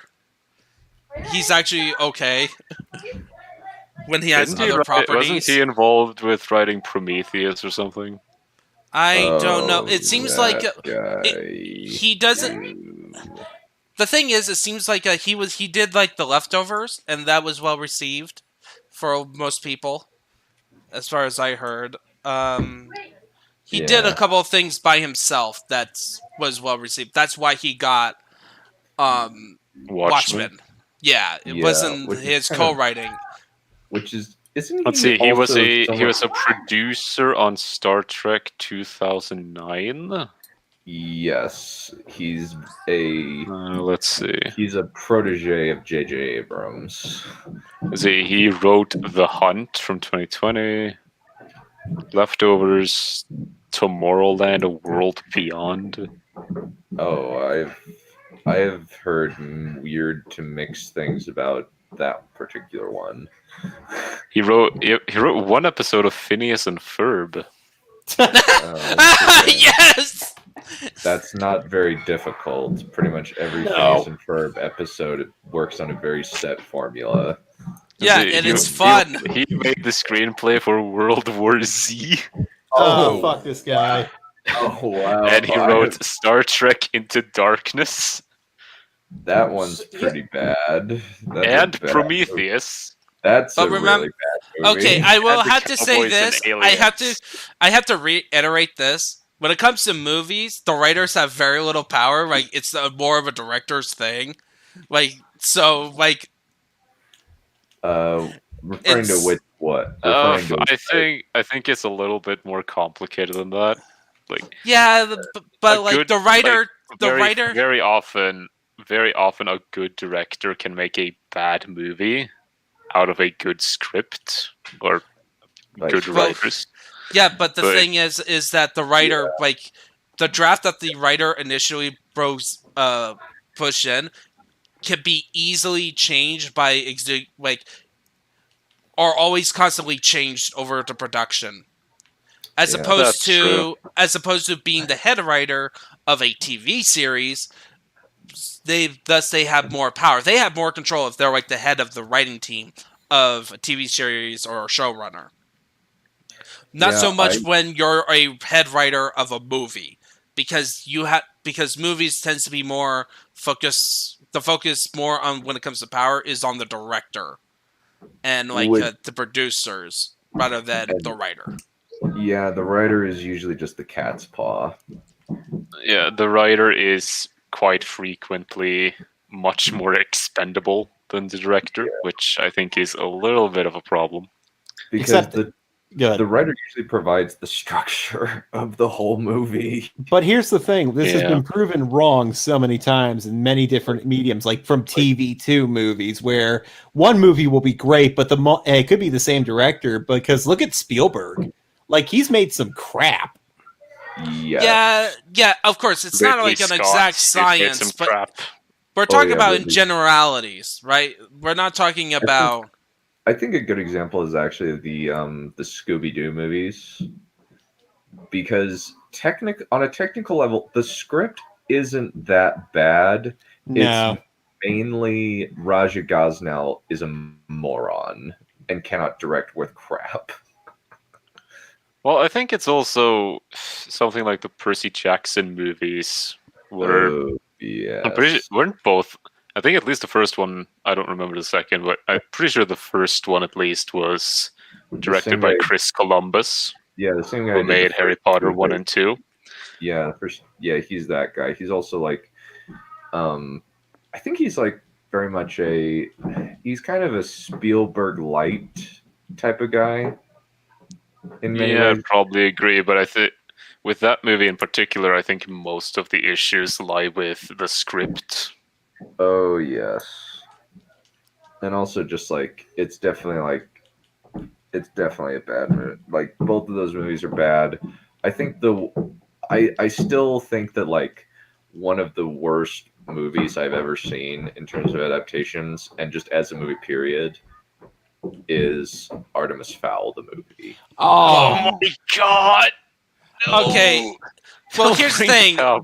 So, getting back on topic, I have not seen Artemis Fowl. I have seen Percy Jackson movies, of course. But the Snyder Cut, I will say this. This is somebody who hates a lot of the Hobbit trilogy. The Snyder Cut is the worst movie I have ever seen. Then you have not seen a lot of movies. Oh yeah, I am very picky on movies. But like, in terms of quality, this movie fails on a fundamental level because it was boring to watch. I'd much rather be, like, I don't mind seeing bad movies. I actually enjoy them because you can make fun of them, right? That's part of the fun. This is just boring. I hate being bored when I'm watching movies because I feel like it's exhausting and it feels like I'm wasting time. Like, I think, like, on a technical level, the worst movie I've seen is Nuki. Oh, fuck, man. Why did you even bother? Wait, you were cut up by the sound. What did you say? I watched Cinema Snob's review of Nuki. Oh, I thought, okay, that's acceptable. I thought you said you watched that under your own on your own record. I was going to say, what the hell, man? So I am aware that there are like technically worse movies than this. Oh yeah, and also like what is also a kid in King Arthur's Court and a kid in Aladdin's Palace. By the way, this is a tangent, but Yelena, I'm pretty sure the whole giving Hermione all the best Ron line started in the third movie, not in the first two. Yeah, so I think that would be. I think that is what is his face? Alfonso Cuarón. Well, I think it's both him and Steve Kloves, because I'm pretty sure Steve Kloves was screenwriter already by then. Yeah, but yeah, like these. Are there any other like ways that I would say that like these two are different? Like I just like long, obnoxious, and pointless slow-mo shots over pop music. Literally 10% of the movie is in slow-mo. And it's so frustrating. Or pointless like imagery scenes with a pop song on it. Also the difference is that Joss Whedon's music is actually tolerable. Yeah, I would agree. Everybody I was just confused by the music in Justice League. Like for some reason they play the 1989 Batman theme multiple times. Well, yeah, just to showcase that they ignore the Wonder Woman theme for most of it. Like, what's happening here? That's what I was wondering. Well, but compared to this one where you play the Wonder Woman theme, but before you played this long Amazonian lament song that is constantly abused and sometimes just replace the Wonder Woman theme. Like, that is a crime. Like, that's the best thing one of the best things that came out of the DCEU is that Wonder Woman theme. I would agree. I think I would rather listen to the soundtrack of the Snyder Cut in a vacuum than the Whedon one. But in terms of how it's implemented, like I don't think there's any strong disparity in terms of quality. And at least like we don't have the hilariously awful CGI mouth, or the big red at the end. You know, the final bite and everything's just red. Yeah, I actually significantly prefer the dark sky over the red sky. Yeah, the red. Yeah, the red. But like overall, Joss Whedon is a lot more colorful. It is more colorful, but I think color grading, like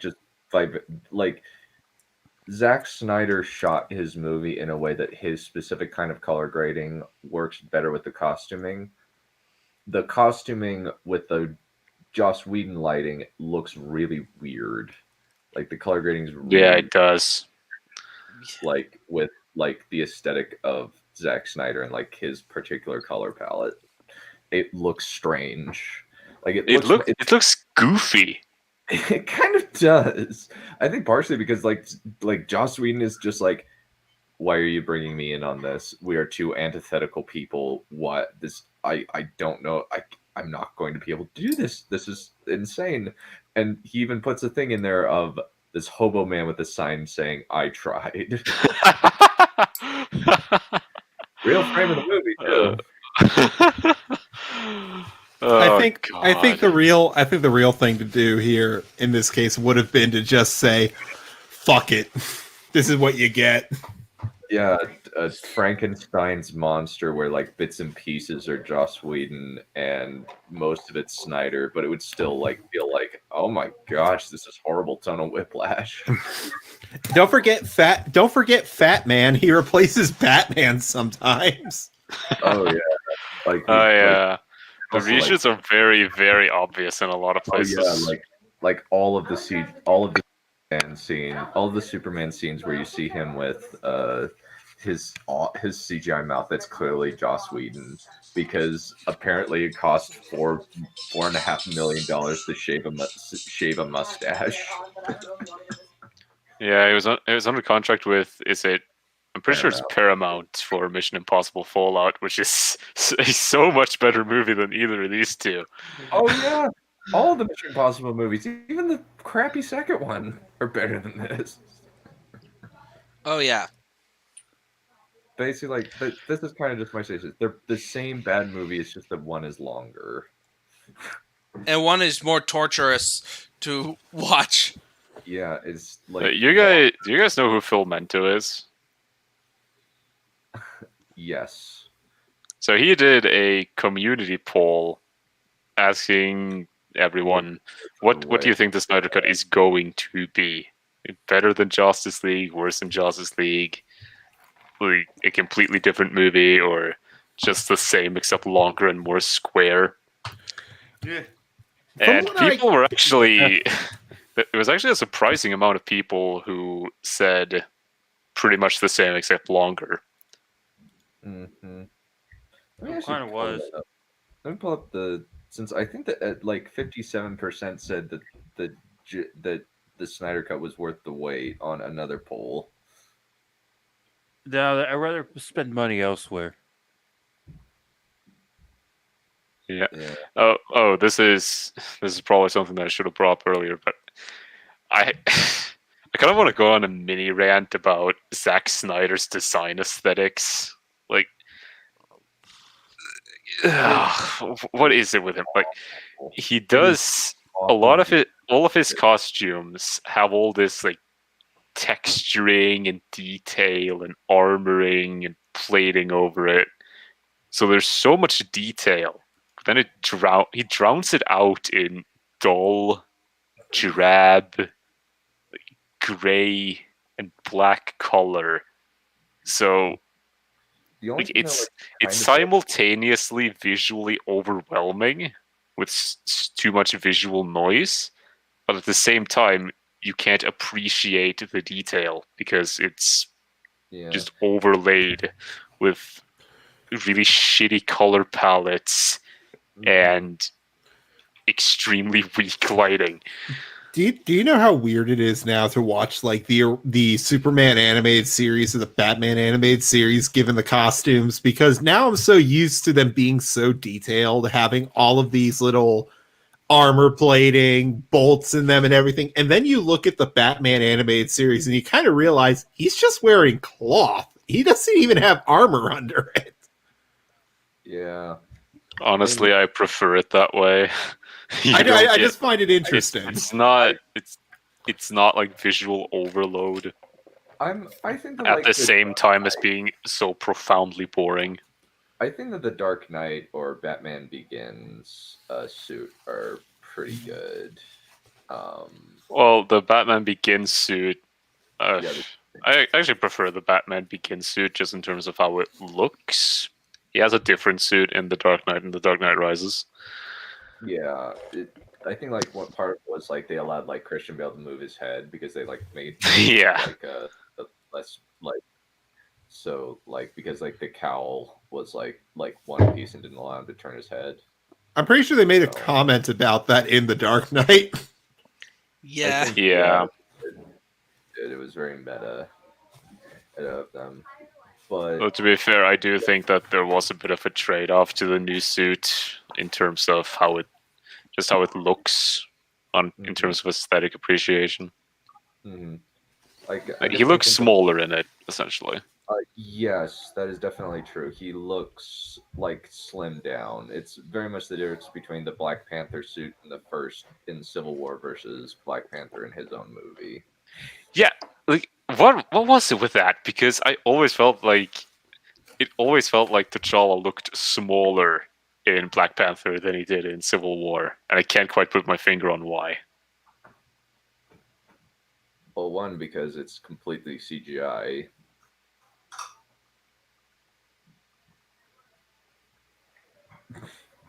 Like the CG, the one in Black Panther is completely CGI, pretty much. That's almost and it kind of like, and it's almost like a pair of pajamas versus like a suit of armor.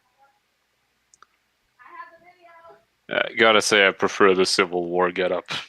Oh yeah, it looks much better. Looks way better, and the glowy stuff is really like just makes it look weird. The kinetic energy lines, which that's just weird. Yeah, and also just like it makes him so OP. It basically means he cannot be hurt. Yeah, basically. It just kind of sucks all tension out of that movie. Like, okay, so unless he is not in the suit, he cannot die. Yeah, you just remove that necklace where it's being holed up, and so, yeah, it's just. We'll talk about Black Panther. I have so many. Honestly, like I just have conflicted feelings about that movie. I'm kind of leaning more toward that it's really bad, but I mean, if you want to say that it's an enjoyable bad, I don't think anyone would fault you for that. I don't even know if it's like enjoyable bad. I just look at the world building. I'm just like ringing. It looks. I'm not gonna lie. It looks boring. I've never seen Black Panther. It's like it's the only Marvel movie I haven't seen, and it just looks boring. I haven't seen that or Captain Marvel. Here's my opinion is that if you're not interested in watching a African setting movie, you're going to be a lot more skeptical about everything that goes on in that movie. You have to really buy into the setting. You have to really buy into the fact that Wakanda managed to stay isolated for thousands of years. Yes, but it's pretty much the same in the comics too. Like, and even decide to do Shaka Zulu 2.0. Yeah, like you have to really buy into it. Like if you're not into the setting, then the movie itself is not strong enough to convince you otherwise. But I know we're getting off topic here, but that's the thing. Like the setting looks stupid. It's not even that it takes place in Africa. It's just that the appearance of Wakanda in Civil War looked far more interesting. It's this technological hub in the middle of Africa that's hidden away from the world. That is far more interesting than having huts on top of spires. That's stupid. Yeah, I would agree with that. And it's not even like on the top of spires. There's like crappy huts in the middle of the skyscrapers, severely compromising the structural integrity. Yeah, and like we'll talk about Black Panther another time. But it's just this movie is so boring to talk about. We pretty much talked about all aspects of this movie. Yeah, all the core aspects. It's just not a good movie. I just finished watching this movie right before the stream, and I don't remember anything. I don't want to remember anything. I kind of want to watch something good now. Like at least with like Black Panther and better color grading. The CGI is worse, but at least like it has color and isn't like exhausting to watch. Well, It also does not. Black Panther also doesn't have a Martian Manhunter that looks like Piccolo from Dragon Ball Evolution with cornrow, with alien cornrow hair. and also it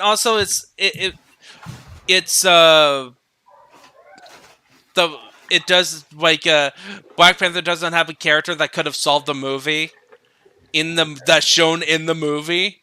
And doesn't show up until the very end of the movie. No, it just has all of these other characters and all of these other movies that could have shown up to stop whatever bullshit is happening. And also, like another problem is just the whole film starts off with because the whole like conflict of the film is because his dad is a moron. Yeah. Yeah. It is interesting just to do the whole like sins of the trying to resolve the issues that came up because of the previous sins of the father. Yeah, sins of the father. Like that is really the most interesting part of the movie. a lot of the problems with Black Panther just comes from it didn't focus a lot on that story element instead of focused on sneakers. Yeah, and also Claw was kind of a pointless tangent. Even though I like Andy Serkis, he was. Yeah, and then they killed him I mean, off. it's a nice bit of continuity with Age of Ultron, but Age of Ultron like sucks. Yeah, like why was he in the movie? I don't like. He just gets killed by Killmonger, and It's because they forget about him for the rest. It's because Claw is a well-known antagonist for Black Panther because of his obsession with vibranium. Now, why they killed him off, I have no idea. I think probably just to say like, this ain't your mama's Killmonger. You know, and I'm pretty sure... also because they'd already taken the whole killing T'Chaka thing and handed it off to Zemo in Civil War, which meant that Claw had a very limited use in the narrative. I still find it funny that Killmonger in the comics is known as White Ape. That is fucking hilarious to me, given his character in the movie. That's M'Baku. That's M'Baku, not Killmonger. Oh. Yeah, Killmonger is a totally different character. I thought I could have swore it was White Ape from the comics. I don't know if it's White Ape. He wears a White Ape thing, but he's called Man Ape. M'Baku the Man Ape. Yeah, it's something. I don't remember. Yeah, it's something ape, and it's like a little bit racist, but no, it's not. He's literally wearing the pelt of a white ape. Who the fuck cares? Fair enough. Yeah, it's but we don't have to act all high and mighty. Yeah, well, it's just like I kind of just like this, like since like I guess so. Yeah, like I listen to School of Movies, Black Panther. It's corrupting you. Yeah, but it's kind of just like sometimes it's like, is that a little bit racist because it's like a black man is an ape because I've like read like a bunch of history classes where like that was used as propaganda at points, but yeah, it's fine. I don't care that much. I'm just like, is that racist? Like, since my bar of racism is it Transformers 2? Yeah. All right. Any other slides? It's pretty much just final thoughts. Like, it's boring. Moving on. Worthless. It's less. It's kind of. I kind of view it as it's less blatantly and technically incompetent than Justice League. Yeah. For me personally, like I think, like, but kind of like it's less sparky than Justice League. With Justice League, it's like it's so boring. But like there are sparks where just like that looks so bad. Or... Are you really sure that when we were watching it, we were entertained a lot by like Justice League for like all the bad qualities. Like Snyder Cut is boring. I think Lindsay Ellis actually described like Bob Iger as boringly competent. I think that actually kind of fits this movie in some ways. Yeah. Yeah, I would actually agree with that. Yeah. But the thing is, like, Zack Snyder is really dumb. He's really dumb. Like, even when he like describes his process, it's just like, do we exist in the same plane of reality, or is the movie that you are watching the same as the one that I'm watching? Creatively, it made sense to me. Here's no, the thing. fuck you! Don't say that. No. Here's the thing, though. Like, and I'm serious about this. His work on Watchmen, the movie, especially the director's cut, is really good. Like, that is a good movie. It's nearly frame for frame from the comic, and also 300. I remember being pretty good as well. The thing is that he just does not understand superheroes these kind of superheroes very well. No, that is definitely. I think that part of it is just like it's actually on YouTube that apparently like there's a 3-hour and a 3.5-hour like commentaries respectively on BVS and Batman and Man of Steel where Zack Snyder explains his process. And I bet that's quite insane. And I haven't watched either of those. But I did watch Captain Logan frequently referred to it referred to the Batman v Superman commentary in his review, and it was just like, wait, Zack believes this and believes that Lex Luthor's like constantly testing other people's intelligence? What? It's kind of like saying that only 5,000 people died in Man of Steel when Superman causes 12 9/11s in the first 30 seconds of his fucking shot. I wonder another well, zero or two, and you'll be fine. Well, I'm wondering if it's also a case where, like, when you're a creator, you have like so much other stuff in your head about your work, but you don't show it all to the audience, and including like all the themes that you were trying to go for. Yeah. Yeah. So you get to see when you see that work, you see the themes you were trying to go for, because you're also reflecting on the creative process, while the people who are consuming it are just getting the results. Right. Well, I would also say that the results are what matter, because that's what can't be changed. Yeah, I am not saying that. I'm just saying it's perfectly understandable that like you have the creator thinking something totally different than what people receive. Which is strange because I think, as far as I am aware, he was watching the movie along with everybody else. And that's how he's like able to like talk for 3 hours, because he's commentating on the movie itself. Right. So that kind of just leads me to believe, like, why do you think that this Superman is an inspirational figure just like he is in the comics? These two are very, like, why do you think this? Superman in the DCEU is someone who cares more about the life of Zod than the life of hundreds of potential Kryptonian babies, as well as all of Metropolis. Yeah. Well, I mean, if you knew anything about themes, you'd know Man of Steel was just a commentary on abortion. That's why all those babies die. Oh no, it's Krypton my had its themes! chance. My themes! Yeah. Yeah. I just... Yeah, it's just... This movie is just, like, it is exhausting. Yeah. It is it's both exhausting to watch and exhausting to think about, because you're trying to log 4 hours of content and most of it's filler. Yeah. And none of it sticks with you. No, it's not. You just don't care by the end of it. I mainly just remember the Steppenwolf scenes. That's the main thing that I remember from this movie. It's kind of like he is him with his Edgy McEdge's edge, breathing knife armor is like the biggest visual pulse in the film. Literally, it's pulsing. Yeah, I mean, Steppenwolf...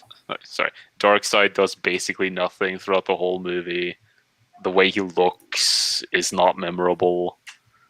The plot is so simple. Like, so much of it... Like, I kept on getting, like, these performances, these faces vibes throughout. Please. Unironically, yeah. Yeah, actually, that's not inaccurate. I want to forget about Game of Thrones, but I just can't. These fucking assholes keep. I mean, I don't think we should. It's quite possibly the greatest failure of screenwriting in history. Yeah, just on just like a raw technical level, like this, like nothing for me will ever be worse than Game of Thrones season 8 from a script perspective. I can't think of anything worse because they don't even. The only contender, as far as I know, is The Rise of Skywalker. No, I would honestly argue The Last Jedi because of the Luke Skywalker build-up from The Force Awakens, only to get what we got. Nah, actually, no. Like, the thing is, The Force Awakens didn't really build up Luke at all. The fans built up Luke because they wanted something interesting. Like, The Force Awakens set up this Luke who ran away from his problems. But we didn't know. The Last Jedi paid off with... Yeah, that's my problem with The Last Jedi. Ryan Johnson could have just said Han was wrong. Like everyone was wrong, and there was something Luke wanted to do here. But they no. never said he ran away. Like again, another conversation for another time. But I'm just saying, like they never said what he was doing, just that he had disappeared. Like for all we knew, he could have been captured, or could have been No, secretly training Han says- Jedi. Han says explicitly that he felt responsible and walked away from everything. But the thing is, The Last Jedi was perfectly free to walk back on that explanation. it's been I don't care. I have to honestly agree. I have to agree with Andrestia, because just by virtue of the fact that like this really was a very this did like that whole scene in Force Awakens where Han is giving them the exposition, which just that's let's not get into that. It's just Star Wars is so screwed. Everything's dead. Everything's dying, and there's nothing we can do. Quite literally, all we can do is make new things and hold on to that copyright as hard as we can. Yeah. Or just go to the very, very distant past and enjoy. Read some expanded universe books. I have. Or read the Revenge of the Sith novelization. Read Shatterpoint, Labyrinth of Evil, Yoda Dark Rendezvous. I would say just read like mythologies and stuff. Or read the Legacy comics if you have some of the context for it. Tolkien, Sanderson. They're ruining Tolkien. You know that. Oh yeah, the Amazon show is probably going to be shit. Yeah. At least I hope they don't screw it.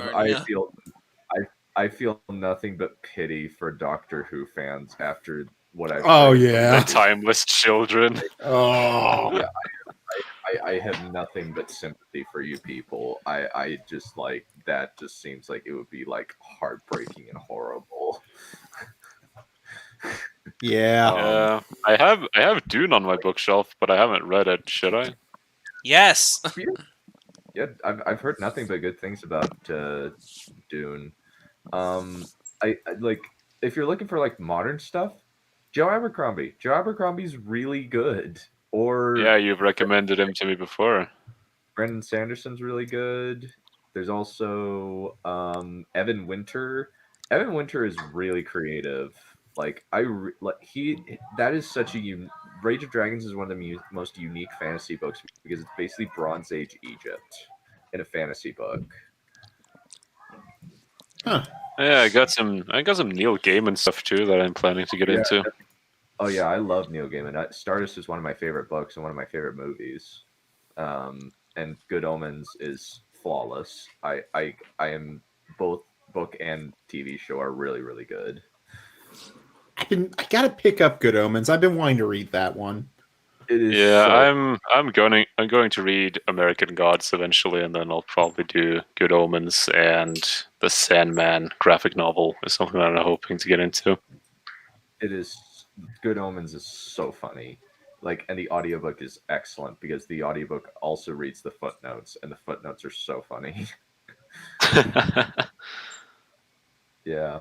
Like there's this bit where it's like footnote. The how do I put this? The Witchfinder army once had a man by the name of Witchfinder Sergeant CSM Narker, who with his 10-stone frame bellowing like a madman and holding his iron-plated bell, reinforced candle, and giant book would clear the felt of witch doctors faster than a Gatling gun.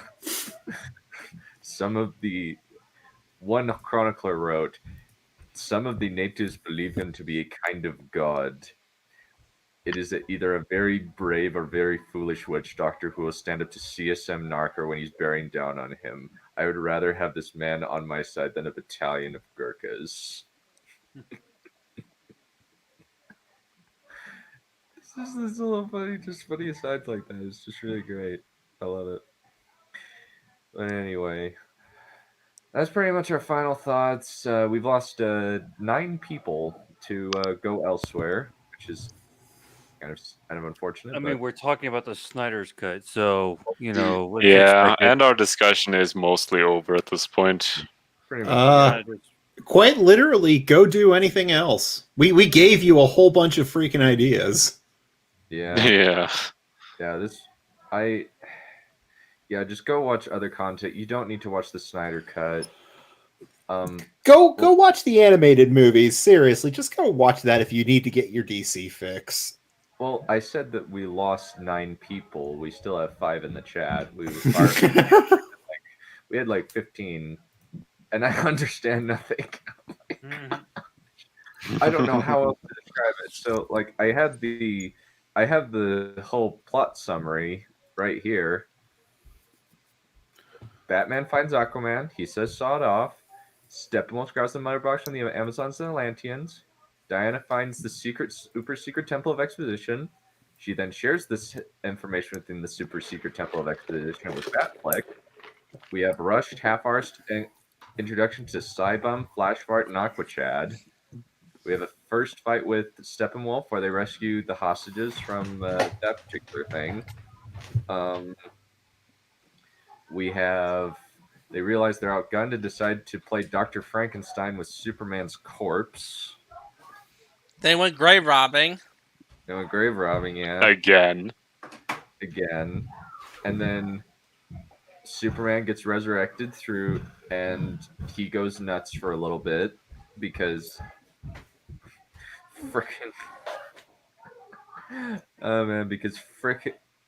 Cyborg's auto defense systems turned on and said, "Hey, he's a threat, shoot him." Why does that never happen at any other point in the movie?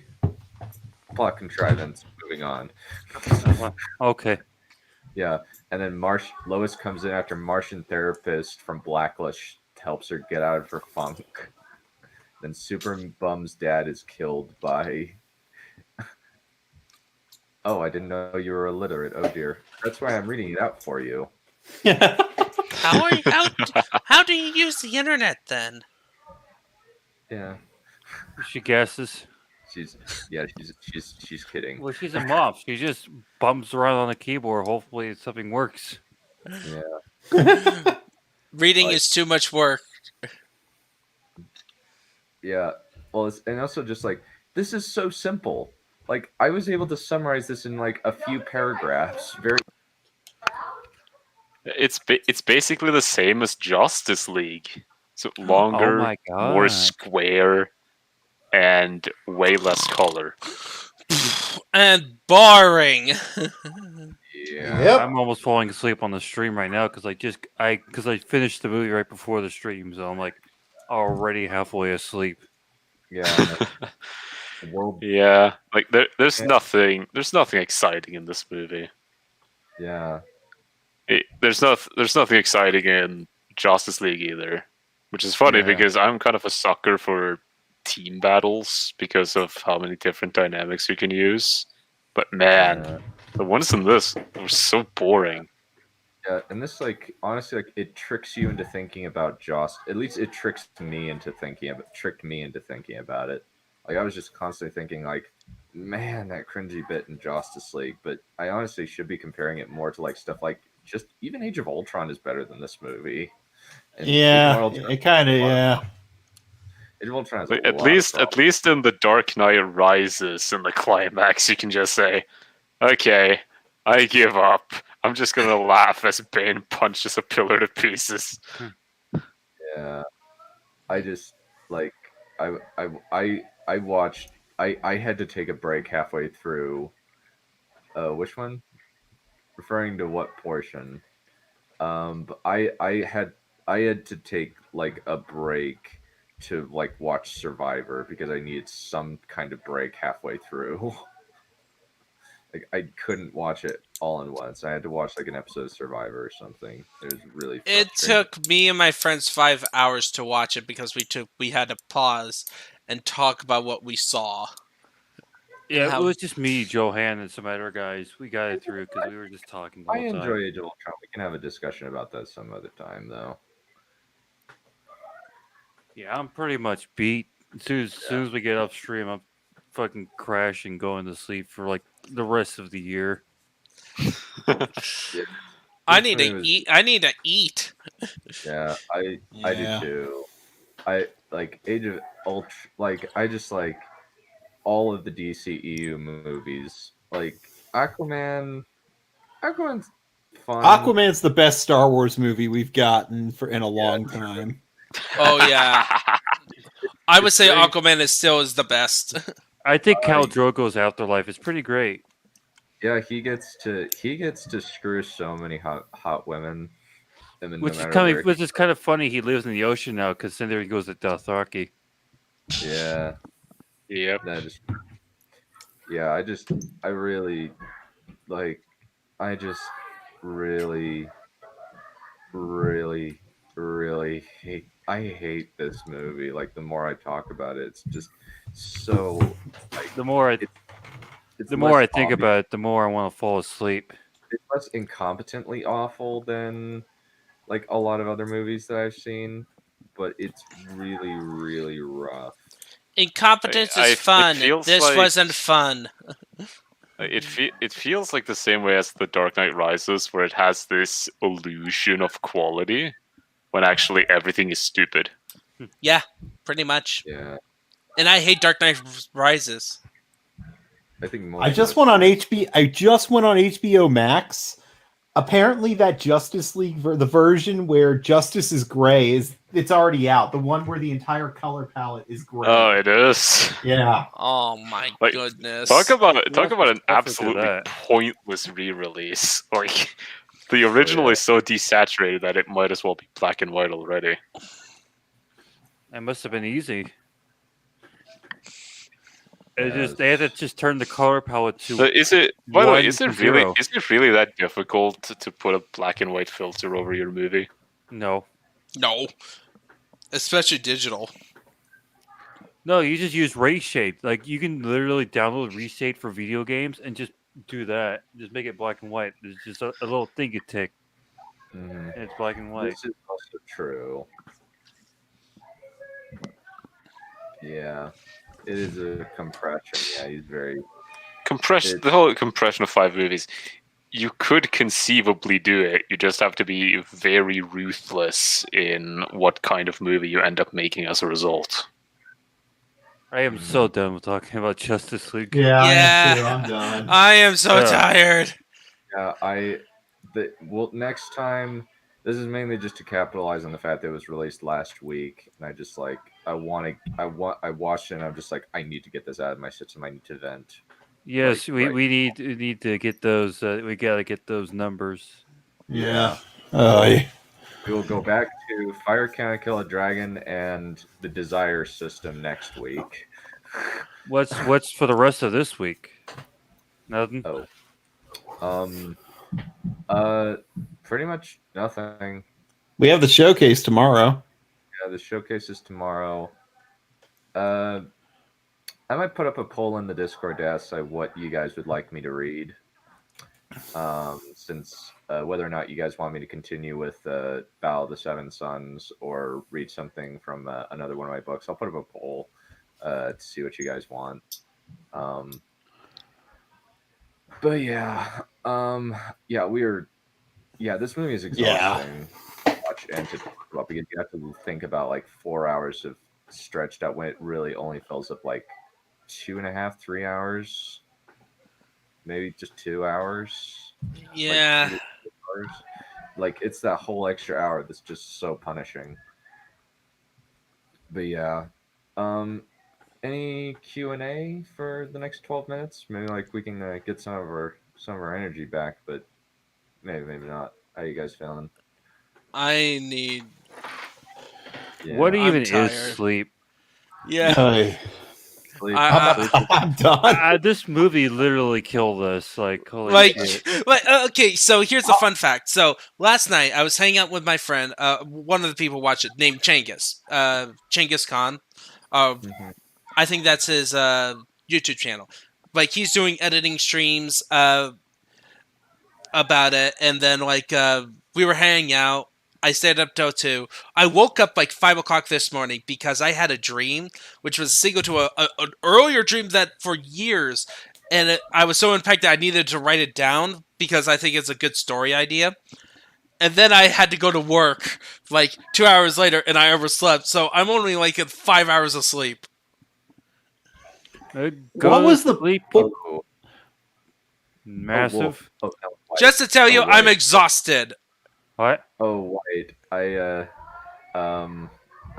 just found this out. Have you heard of that they're making a video game of Gollum? Yes, I did know that. Yeah. They're making a stealth game. Well, Like I thought they canceled 6. that. No, they didn't. I thought it was stupid. Why would you play that? I do not know. It's Lord of the Rings. Talk about the meaning of life, quick. This. Watch 42. Read Brandon. And it's not even. And it's not even the Andy Serkis Golem. Yeah, just read it. Here, Just don't use some other use for your time. Here's the meaning of life. Life is nothing but pain. Every waking moment is misery. There are a few moments of bliss in it, but you better savor those because there's not going to be many. Well, the nice thing is, if you just read books from the 90s or books written by Brandon Sanderson or Oh, come on. You know you want to promote yourself, Don. or my stuff, hopefully at least. I'm not as good as either of those guys, any of the guys that I mentioned previously, but I'm okay. That was terrible. You really gotta push yourself out there. You gotta say, Brandon Sanderson, fuck that hack. Read my stuff. It's far better. Snyder killed us, so it's hard to be motivated right now. Yeah, like we have to exemplify our flaws. We can't be confident heroes. Well, the thing is, like, I can't, like, if I say that I am, like, as good as or better than Brandon Sanderson, I'm going to get savaged, and people will say, my hack. You gotta be realistic. To quote Logan Nine Fingers from First Law, you gotta be realistic. They're also 20 years my seniors, so they've had more practice. Fair enough. Fair enough. Yeah. Yeah. Just don't read a book. Watch Lord of the Rings. Watch Mission Impossible 6 if you want a good Henry Cavill movie. Or even like from what I understand, or even The Man from U.N.C.L.E. Man from U.N.C.L.E. is pretty fun. Have you guys seen The Witcher TV show? I was about to say, I heard the Witcher TV series is pretty good. Watch that. Watch something else. Yeah, the Witcher TV series. I love the Witcher TV series. It's really fun. Start watching anime. Just pick a random one. You'll have more enjoyment. Probably watch One Punch Man. Just watch Yu-Gi-Oh! It's much. Fuck, I haven't watched Yu-Gi-Oh! Since I was a kid. I actually will freaking pick an arc or an bunch of episodes, and I'll just watch them because I want to refresh my memory on how certain mechanics work, so that I can just use it as my version of counting sheep. Or just to spend the 4 hours you would have spent watching the Snyder Cut to focus on your own writing. Can I just say, I know we said 12 minutes, but this has been the longest 12 minutes I've ever had to sit through. Same! It is Jack Snyder's 12 minutes. Remember from No! No! 5 minutes, actually. You know how long 5 seconds can last with the time bomber, so you know. I think time's subjective, anyways. We're pretty much done. Yeah. This is just exhausting. It's so exhausting to watch, and it's just so frustrating that it's just this is kind of what Just Right thinks that we want when we say we want more logical consistency. That would be long and boring. Hey, I'm not that boring. This was long and boring, but it wasn't very consistent. Yeah. Yeah. The major problem is just Darkseid kind of forgot about the anti-life equation and where it was, but it certainly hasn't forgotten about him. Actually, I got something to end the stream with. I do have a comment to end the stream with. It's a sad state with DC films when their version of when Superman is being outdone by the CW network with the first 4 minutes of Superman and Lois is more Superman, captures who Superman is compared to the Snyder Cut. Mm-hmm. That is accurate. That is I'm very... gonna have to watch that then, but I don't know because it probably costs money. No, you can. The first 4 minutes on YouTube. Yeah, just watch if you want to. Just I have kind of just like sworn off of the CW. Just like I quit in mid Flash season 2, mid Legends of Tomorrow season 2, mid beginning of Arrow season 4 or 5, season 5, yeah. Middle of Arrow season 5, and I gave up. And the only thing that I've watched recently is EFAP covering Batwoman because that's hilarious. Yeah. Oh, we gotta do Once Upon a Time now. Oh yeah, we do. You know what? I might as well join on that one. But we have to watch the Top Secret. That too. We need to put it on the list. Okay. That'll be a joyous day. Let's just do. I think I'm just kind of want to do like originally I was thinking about like embarking on the quest for the best King Arthur movie, but honestly, like it's probably going to be fairly easy since most of them are bad. Yeah. It's pretty much just Aquaman and the Kid Who Would Be King and Monty Python and the Holy Grail. Yes. Yeah. Yeah, the Monty Python and the Holy Grail is the best accurate Arthur depiction. Let us not go to Camelot. It is a silly thing. Okay. All right. On that note, we will call it good. Thank you to my wonderful guests for coming on.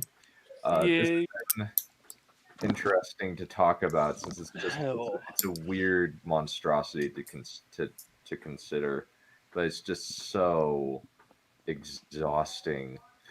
But we'll probably we'll go back to Crazy Town next week where we're reading more of Fire Cannot Kill a Dragon. You guys excited? Well, until D&D kind of forget. Well, I am not excited for SGD's comment. I don't like STDs either, so we're SGD, he says watch Blue Gender Ninjato. Ninjato loves Blue Gender. It's a complete lie. It's a complete lie. But I'd much rather watch Blue Gender than the Snyder Cut. Oh, that's actually fun. Yeah, that's actually the Sword in the Stone. Yeah, I forgot about the Sword in the they get to Sword in my Sword in Stone. the Stone's pretty good. Oh, the next book. What the next chapter is just called Shipping Out. Apparently, it's about fewer episodes but bigger and hopefully better. That was the strategy going into Game of Thrones season 7. Oh my God. Wait! Hold on. Repeat that. Fewer episodes, but bigger and hopefully better. That was the strategy going into Game of Thrones season 7. Oh, that sounds like a terrible strategy. Yeah. Well, that's what we're going to be covering next. That's what we're going to be covering next time. Season 7. We're in season 7 now. Oh, yep. great. They have 4. I think they have 4 chapters on season 8. Oh, I can't wait for them to lodge out that White Hunt episode. Oh, I'm excited. That episode is the bane of my existence. Yeah, it was kind of I honestly think episode 5 of season 8 is worse, just in every aspect because it's so asinine. It was episode 6 of season 7 was the domino effect. Yeah, well, it was kind of just the yeah, it was the first, it was the like major Beginning of the warning end. sign. It was the major warning sign. It was just really bad, and like honestly, like I hope that I am excited for how they try and justify the romance between John and Danny, because honestly, it's worse than Twilight. It's worse than Twilight. Like, Well, it's because it doesn't even exist. Yeah, the people in Twilight actually have more like compatibility than John and Danny. But anyway, we will call it good there. Thank you all. Bye. See ya. Yay.